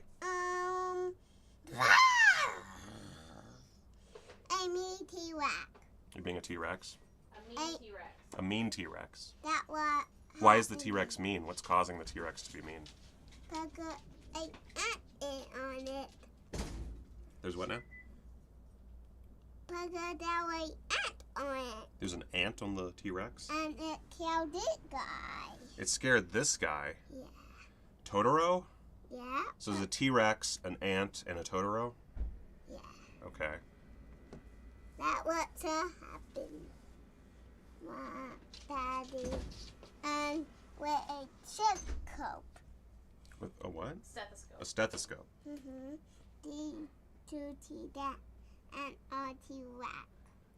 Well, a stethoscope isn't to see, it's to hear. Do you mean a magnifying glass? Yeah. Okay. That my pilot. Yeah, okay. The only one. Yeah, there's a... I have everything. The app on my computer is a little orange magnifying glass. So why there was whole white here? So that you can hold... Oh, God. You can hold the Totoro. Yeah. Huh. So it's like pulled. Yep. White? So it doesn't fall, yeah. If you grab it tight, it will pop, or if you grab it whole, it won't. I mean, as long as you keep it in your hand. Oh yeah, you just dig for gold on the stream. That's great. How's that nose going? How's that nose looking, huh? How's it going? You got plenty of stuff in there? Yeah. You got plenty of stuff in there? Oh, is it tasty? Mm-hmm. That's good. That one is not jockey. Oh god. Oh. Right out and we're bold. What? We're a bold. Oh, that's the Twitter icon. You don't want to know about that. We're a bold. Yeah, it is a bird. That's the... That's what I want story to be about. You want a story to be about a bird? Wait, T-Rex and Totoro. T-Rex and Totoro, and they meet a bird, and there's an ant? Yeah. Okay. They meet T-Rex and they meet T-Rex. Oh, there's two T-Rexes. There's a nice T-Rex and a mean T-Rex. Yeah. Okay. Can eat people. The mean T-Rex can eat people. But not that nice T-Rex. Not the nice T-Rex. The nice T-Rex can hold people. The nice T-Rex can hold people? Hug people? Yeah. So okay. It's hard for a T-Rex to hug people. They have really tiny arms. But it can try. That can be its journey. Is the T-Rex learns to hug. That's a strong conflict. It's physical. It's emotional. Yeah. So what does the T-Rex learn to love the ant? Yeah. Okay. What about the Totoro? What does the Totoro do? Did me T-Rex eat it? And The mean T-Rex eats the Totoro? And Totoro say, ow! Fair. So why do I wanna be? That's a pen. You use a pen to write. Write note? Yep, write notes. Write a note. That note say oil. It does not. Yeah. T? You know a O. That's a Q. A O Q. It's just a Q. How's it going? It's great. Did write my name. Your name's not on there, friend. Yeah. So it did he did that one or that one? Hey, Oliver. Sorry, go grocery store? Grocery store. Here, let's just leave that right there. Can you ask Dad what he wants at the grocery store? What do you want at grocery store? Food. Back. Sure. But is it for me? No, that's not for you. That's a note that I made for myself for work.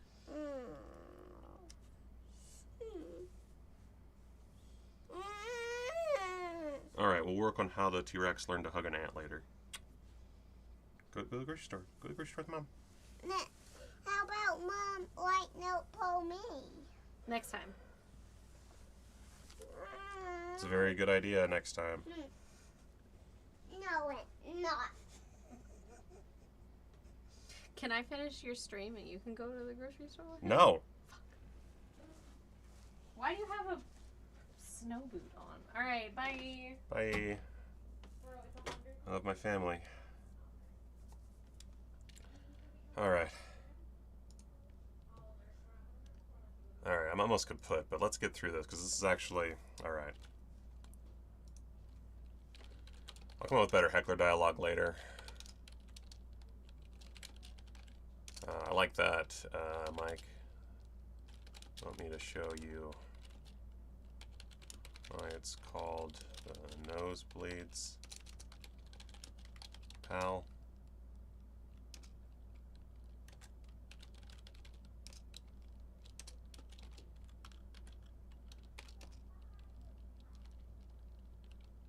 I don't have any good heckler dialogue.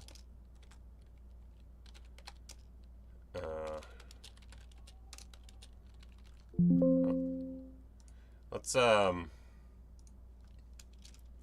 just say longer interaction between Duke and Heckler, and that'll give us some wiggle room later. No. Fuck you.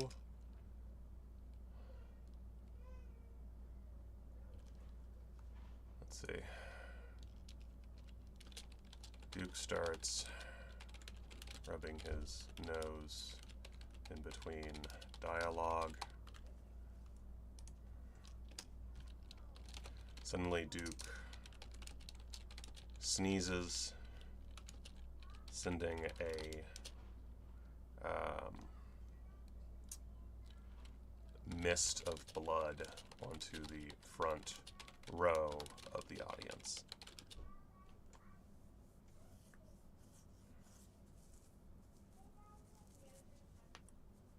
Yeah, I don't know. I don't have a good, like...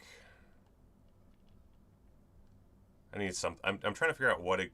The problem is I don't know exactly why the heckler is heckling. As soon as I can figure that out, we'll be good.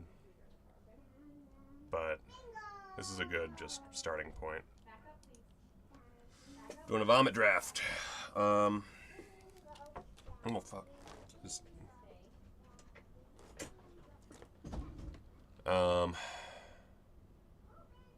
I do need to take a nap. This is good. I mean, I think next time we might even just start, or like do one story and then immediately get into writing. Because I would like to just do a nice vomit draft. Just think about it, George Lucas.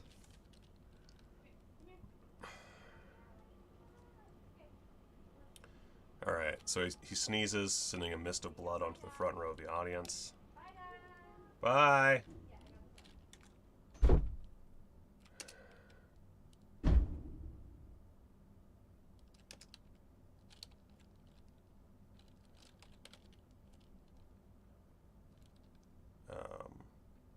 Duke dabs at his nose,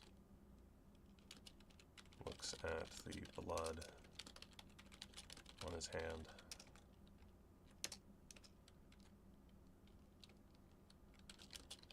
He faints. I think that's a good... Oh, and that brings it back.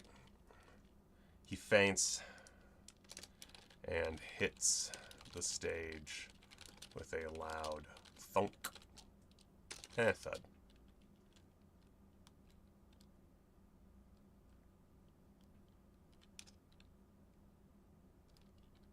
So this is kind of, we can kind of have our cake and eat it too. So we get that initial intro, we swerve a little bit and show Duke actually being fucking rad as hell on stage. Heckler comes out of the works.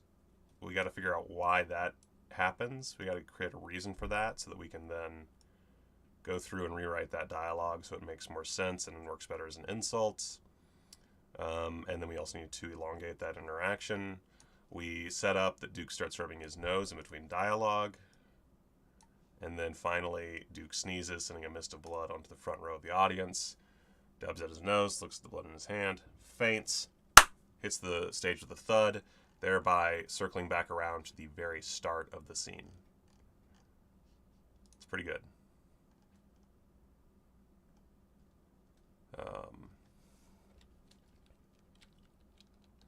We're gonna cut. Oh wait, where's the transition? Oh shit.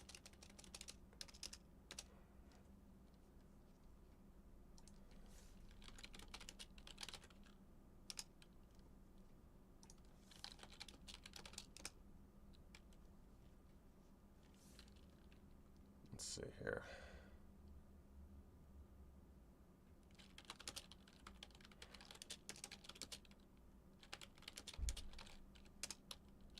Duke awakens to bright sunlight.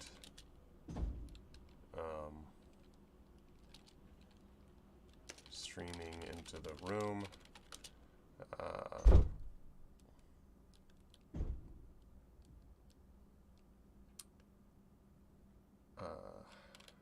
Interrupted only by the set.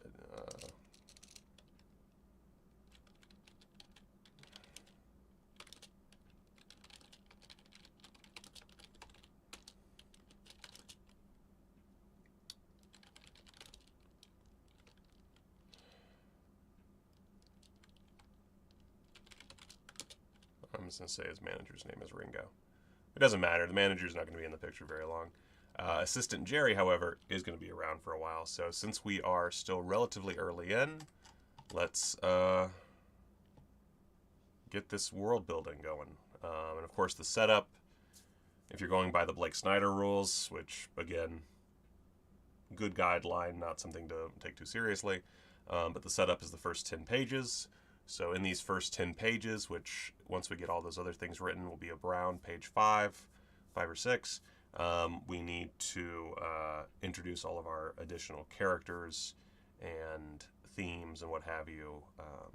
Not the Japanese stuff, obviously, because we're not there yet, but need a little bit of interactions and introductions.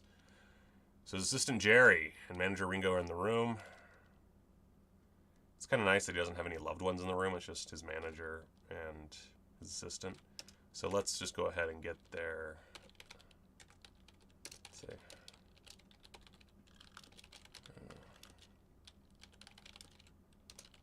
What's going on? Jerry's a person. Jerry is his assistant. That's how yeah.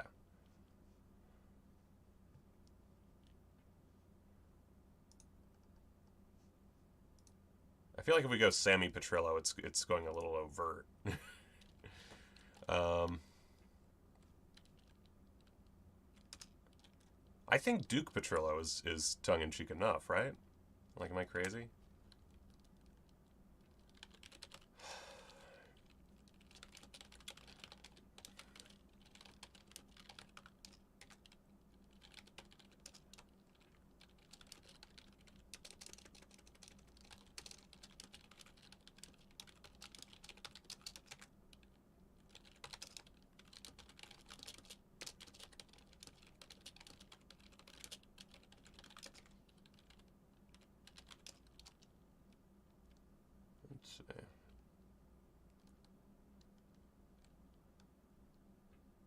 Duke is not canceled quite yet.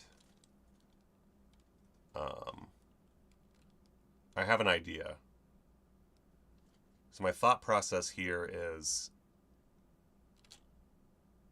Ringo and Jerry kind of like are trying to make him feel as comfortable as possible while also pointing out that some bad stuff happened. And then they're going to turn on the TV and it's going to show a news story about how Duke, after collapsing on stage as he was being taken off stage by, let's say, Jerry, Duke just goes into like a full rant, like a full, let's say, sexist. I don't know. Here's the problem I'm having is we want Duke to be kind of likable, but not too likable. He needs to be a real piece of shit, but also someone that we like. So, like, he can't go on, like, a Mel Gibson-style rant against Jews. That's going a little far. But it needs to be something that's cancelable without it feeling like it's, like, a parody of cancel culture. It needs to feel like something that legitimately he could lose his career over. But I feel like it needs to be, like, just all the drugs and liquor or drugs and booze just like turn him into a complete maniac for a full minute while they're trying to get him off stage. And then that's what's in the news, is him just absolutely blazed out of his brain, going nuts. So Duke says, I feel like $1 million. Let's see here. I understand sarcasm, Duke, but let's see here. It's a little less weight when you were full. When you're full of $1 million worth of drugs and booze.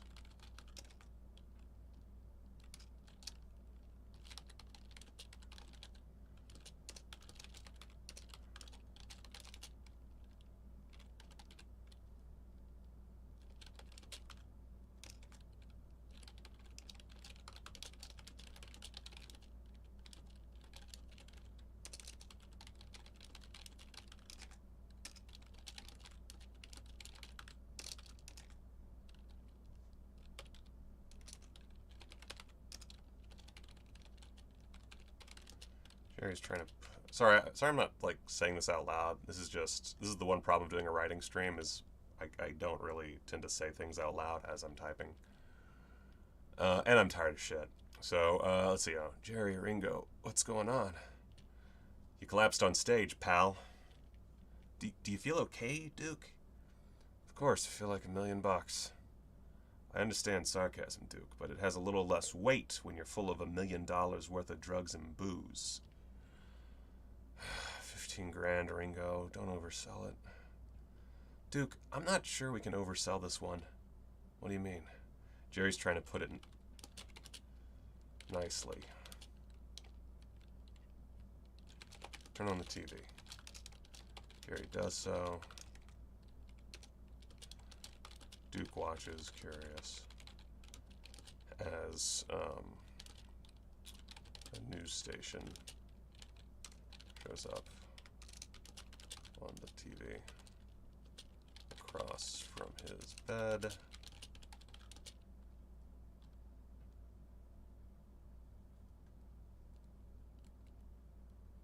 Oh yeah, we could show that he trusts Jerry to some degree. That's not bad.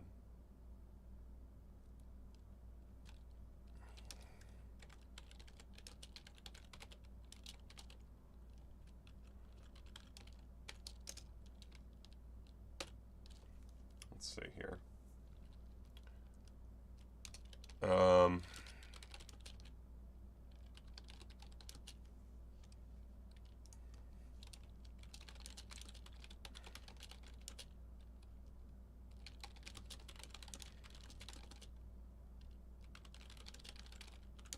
This is performance seen from the POV of a phone camera.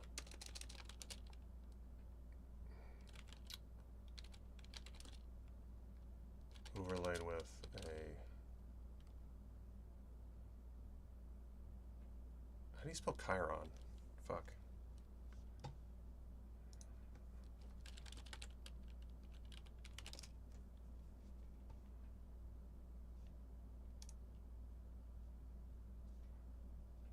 Oh, like how it sounds.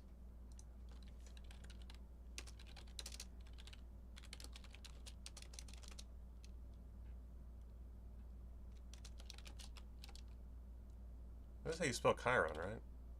Whatever. Let's see.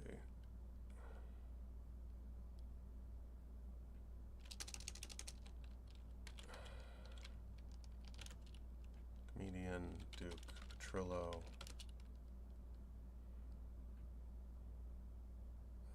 goes on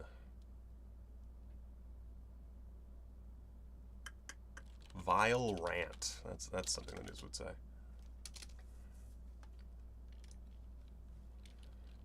The night started well enough for comedian Duke Petrillo.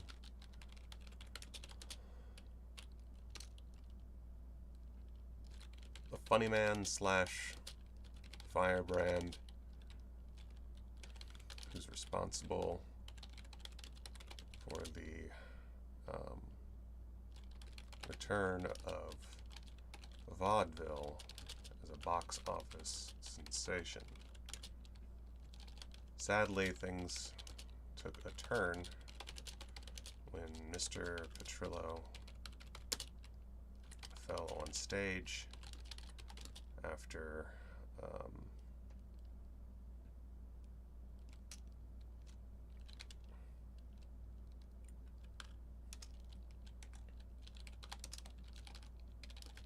that's not so bad.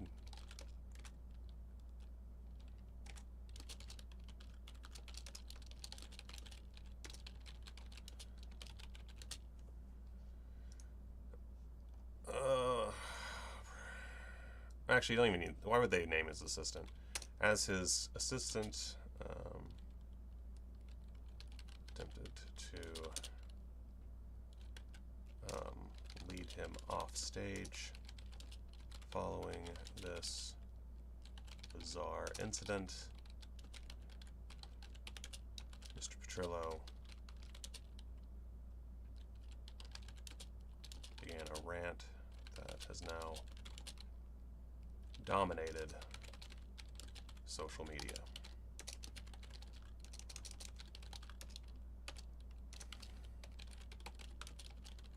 On screen, Jerry tries to help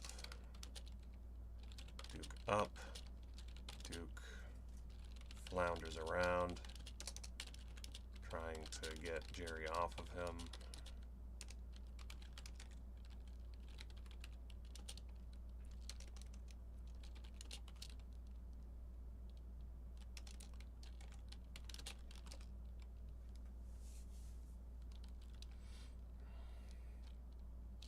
I don't know what it should be though, because my brain immediately goes to the Jew thing, because that's the easy one, but like, what's something really vile that he could say that could get him canceled? I guess he could have had a divorce at some point, and his ex-wife could have Tourette's. And he could make fun of her Tourette's.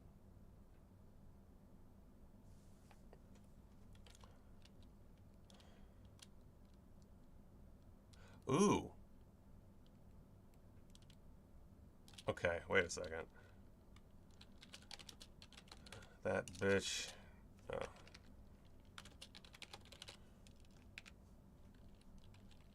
Doesn't know what's good for her.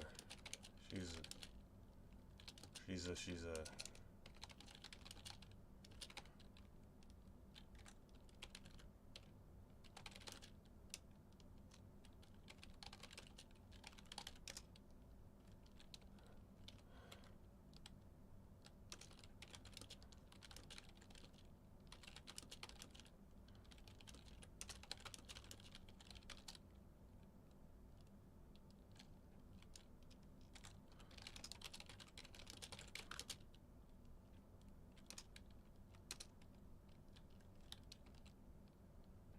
So I think what's funny is if he's canceled for being anti-Semitic, but it's actually him ridiculing his ex-wife who has Tourette's, and then he tries to explain that as I wasn't making fun of Jews, I was making fun of my wife, my ex-wife, and then it turns into he's canceled for making fun of people with Tourette's. And then from there, it can get worse, because it needs to just get really bad. So from there, it gets worse. And actually, the nurse thing is a good idea. A sexy nurse walks into his room during this, and he makes a pass at her.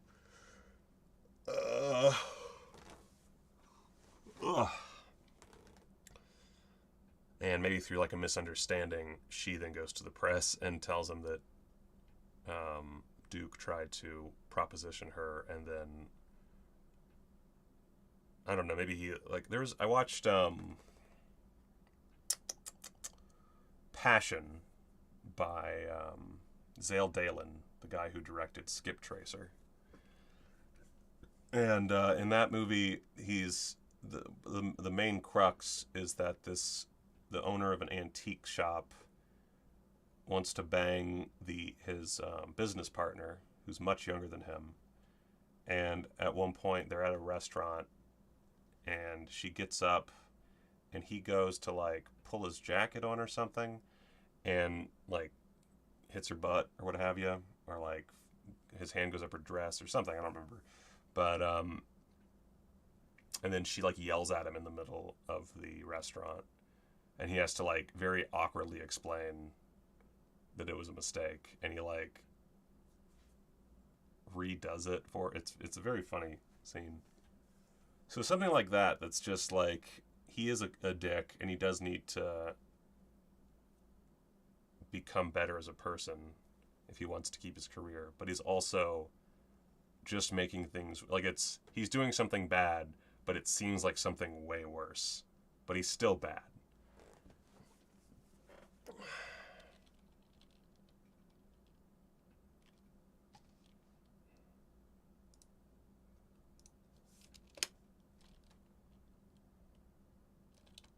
Oh, wait, not Jerry, Duke. Jesus. Sorry.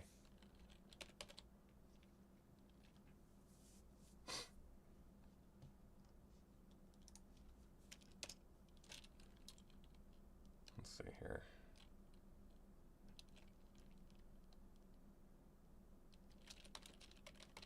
Looks on gassed from his bed.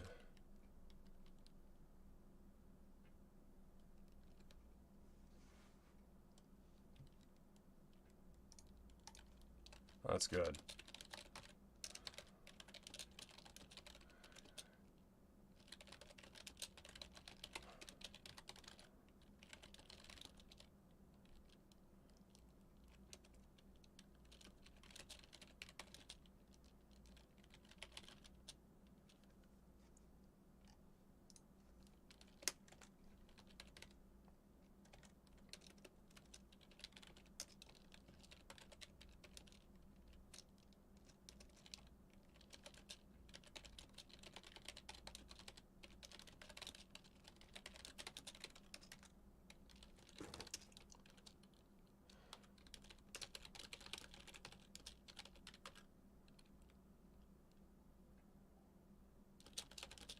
How long is this clip?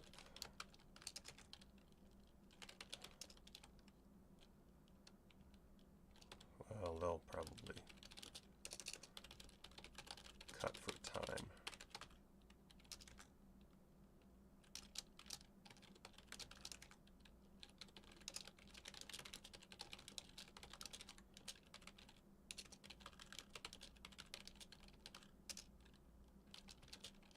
Sexy nurse walks in.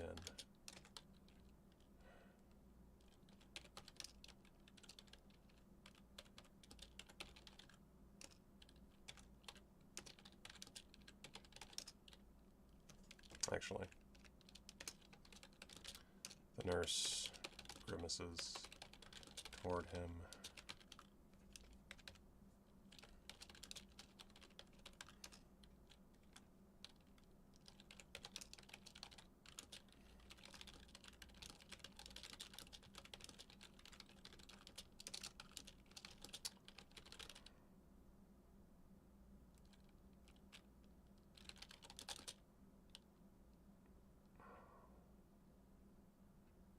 The steam bath? What's the bath in Halloween 2 that they fuck in and then the nurse gets her face burned?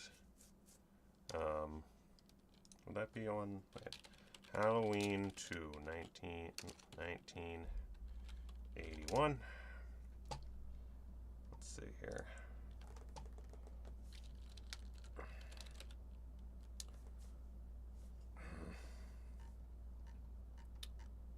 I don't remember which nurse that is that gets killed. Blah,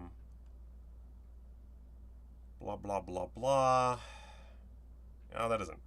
He kills the security guard, the doctor, and several nurses throughout the night. That doesn't help me.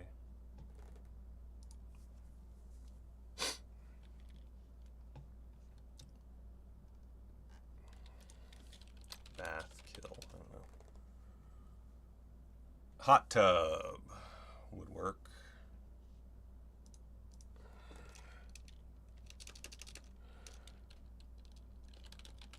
Physical therapy in the hot tub. Hey, hey.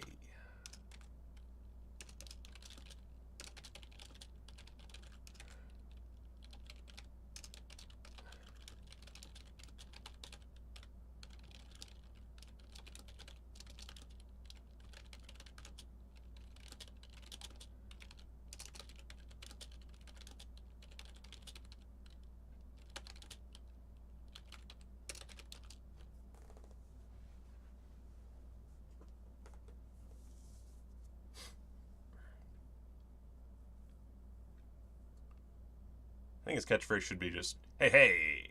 That's a good dumb catchphrase. Hey, hey, and people just whoa, yay. Gets off the plane in Japan. Hey, hey.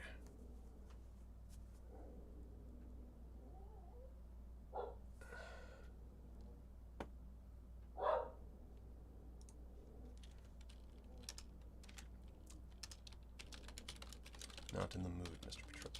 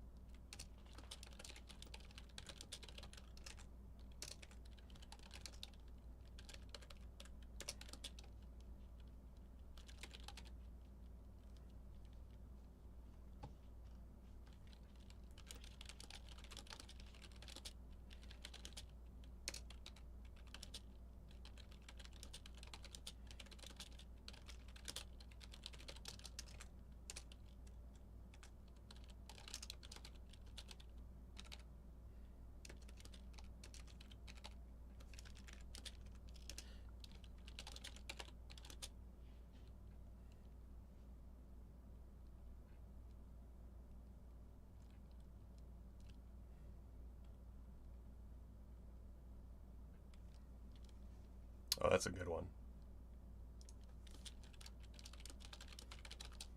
That's great, Mike. All right, the nurse.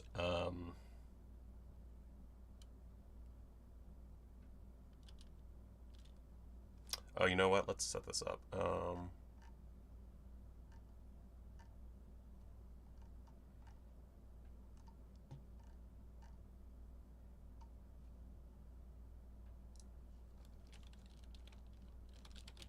Let's see, they're not alone. An elderly patient lies in the bed a few feet away.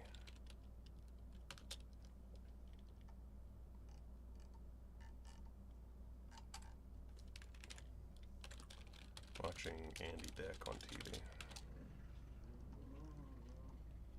Let's see here.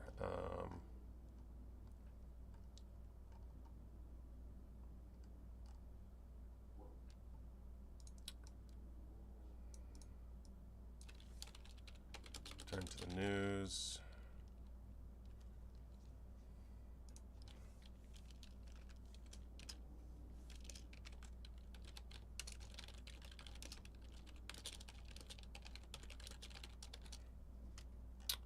Okay. The nurse grabs the elderly patient's bedpan and empties it on Duke. It's not. Let's see. The elderly man definitely needs more fluids. Because it's yellow.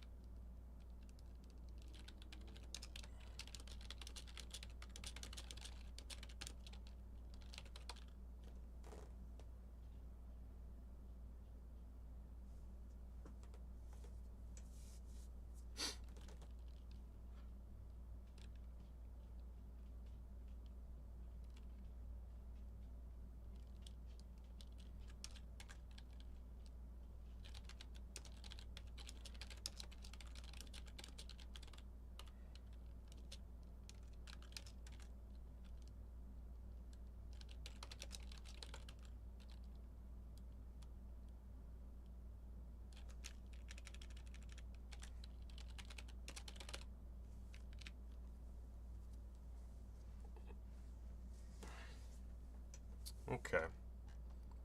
So we got 5 like actual pages, which will probably translate to a little bit more, but we have I think a pretty good start.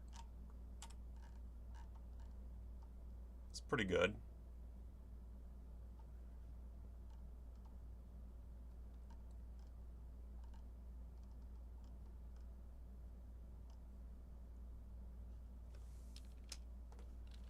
Let's see here. Interior.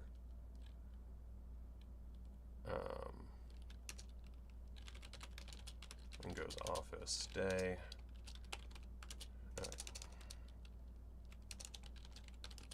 Duke sits across from Ringo.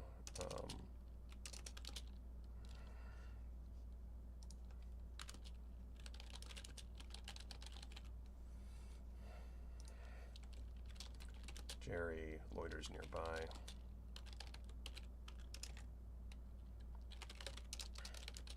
I'm sorry, Duke. There's nothing we can do about this one. This is a scene I'll probably either cut or change completely, but I just need like a transition scene. Be reasonable. Been through worse. Yeah, well, that worse wasn't trending #1 for 48 straight hours. That worse didn't have a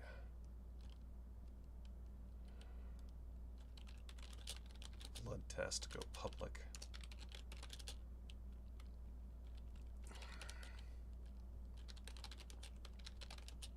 Every illegal substance imaginable on it. I know.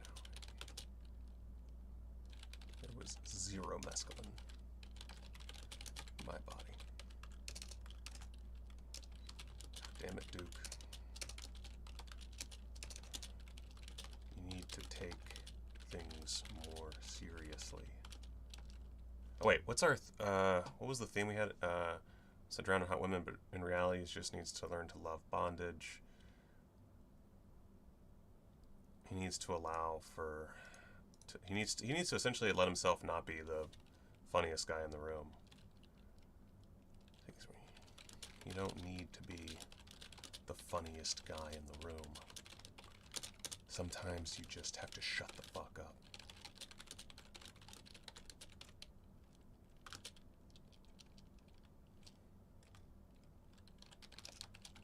You're over, man.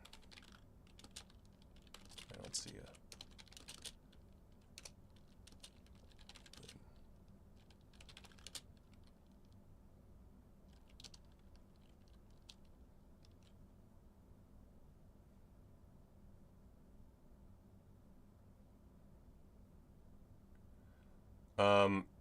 Per the question, do you write by attempting to hit a certain page count per day or just pouring it out when you have the energy? It's energy. Although I should honestly, I should have more of a workman's attitude towards this. And I think if I didn't have so much going on all the time, I probably would. I think the smarter option is to have a page count goal. And obviously try to get past that goal, but I should, like right now I don't really want to write anymore. I'm so tired. That's why we're going to end it in just a second. But like, I did try to at least get to this scene so that I have some kind of like, you know, it kind of wraps up this chunk of plot and then we can move on to something new tomorrow. And then go back later, revise.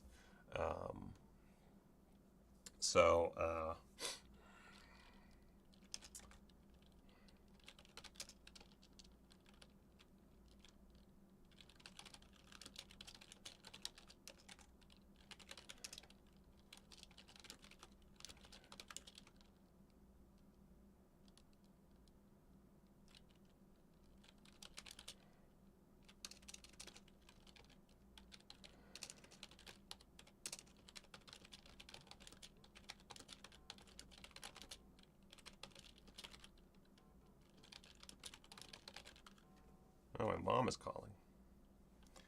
Hey, Ma. How's it going? I'm streaming. Should I not be streaming? Is this a serious conversation moment?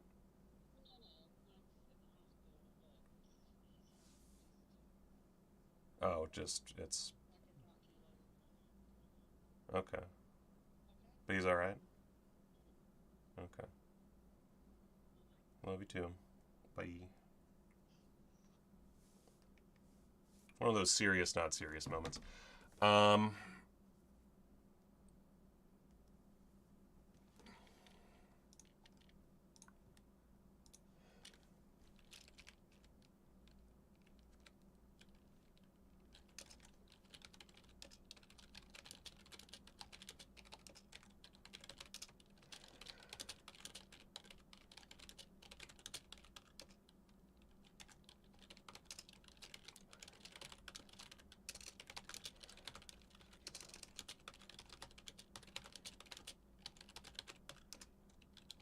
Duke walks out into the main office. Duke. Fuck all of you.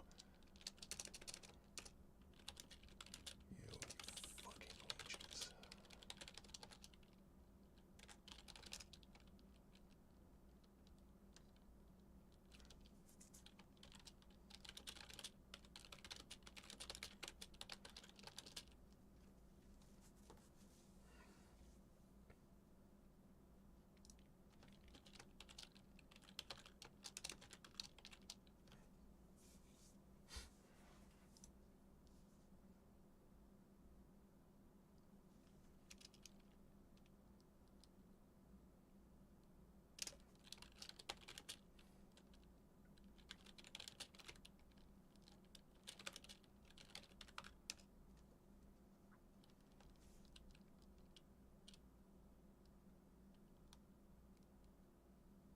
Okay, I think that's a good place to stop. So we need to... I mean... we could also... well...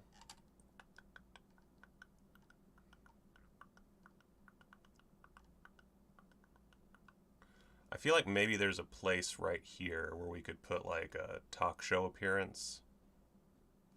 Let's just pop that in.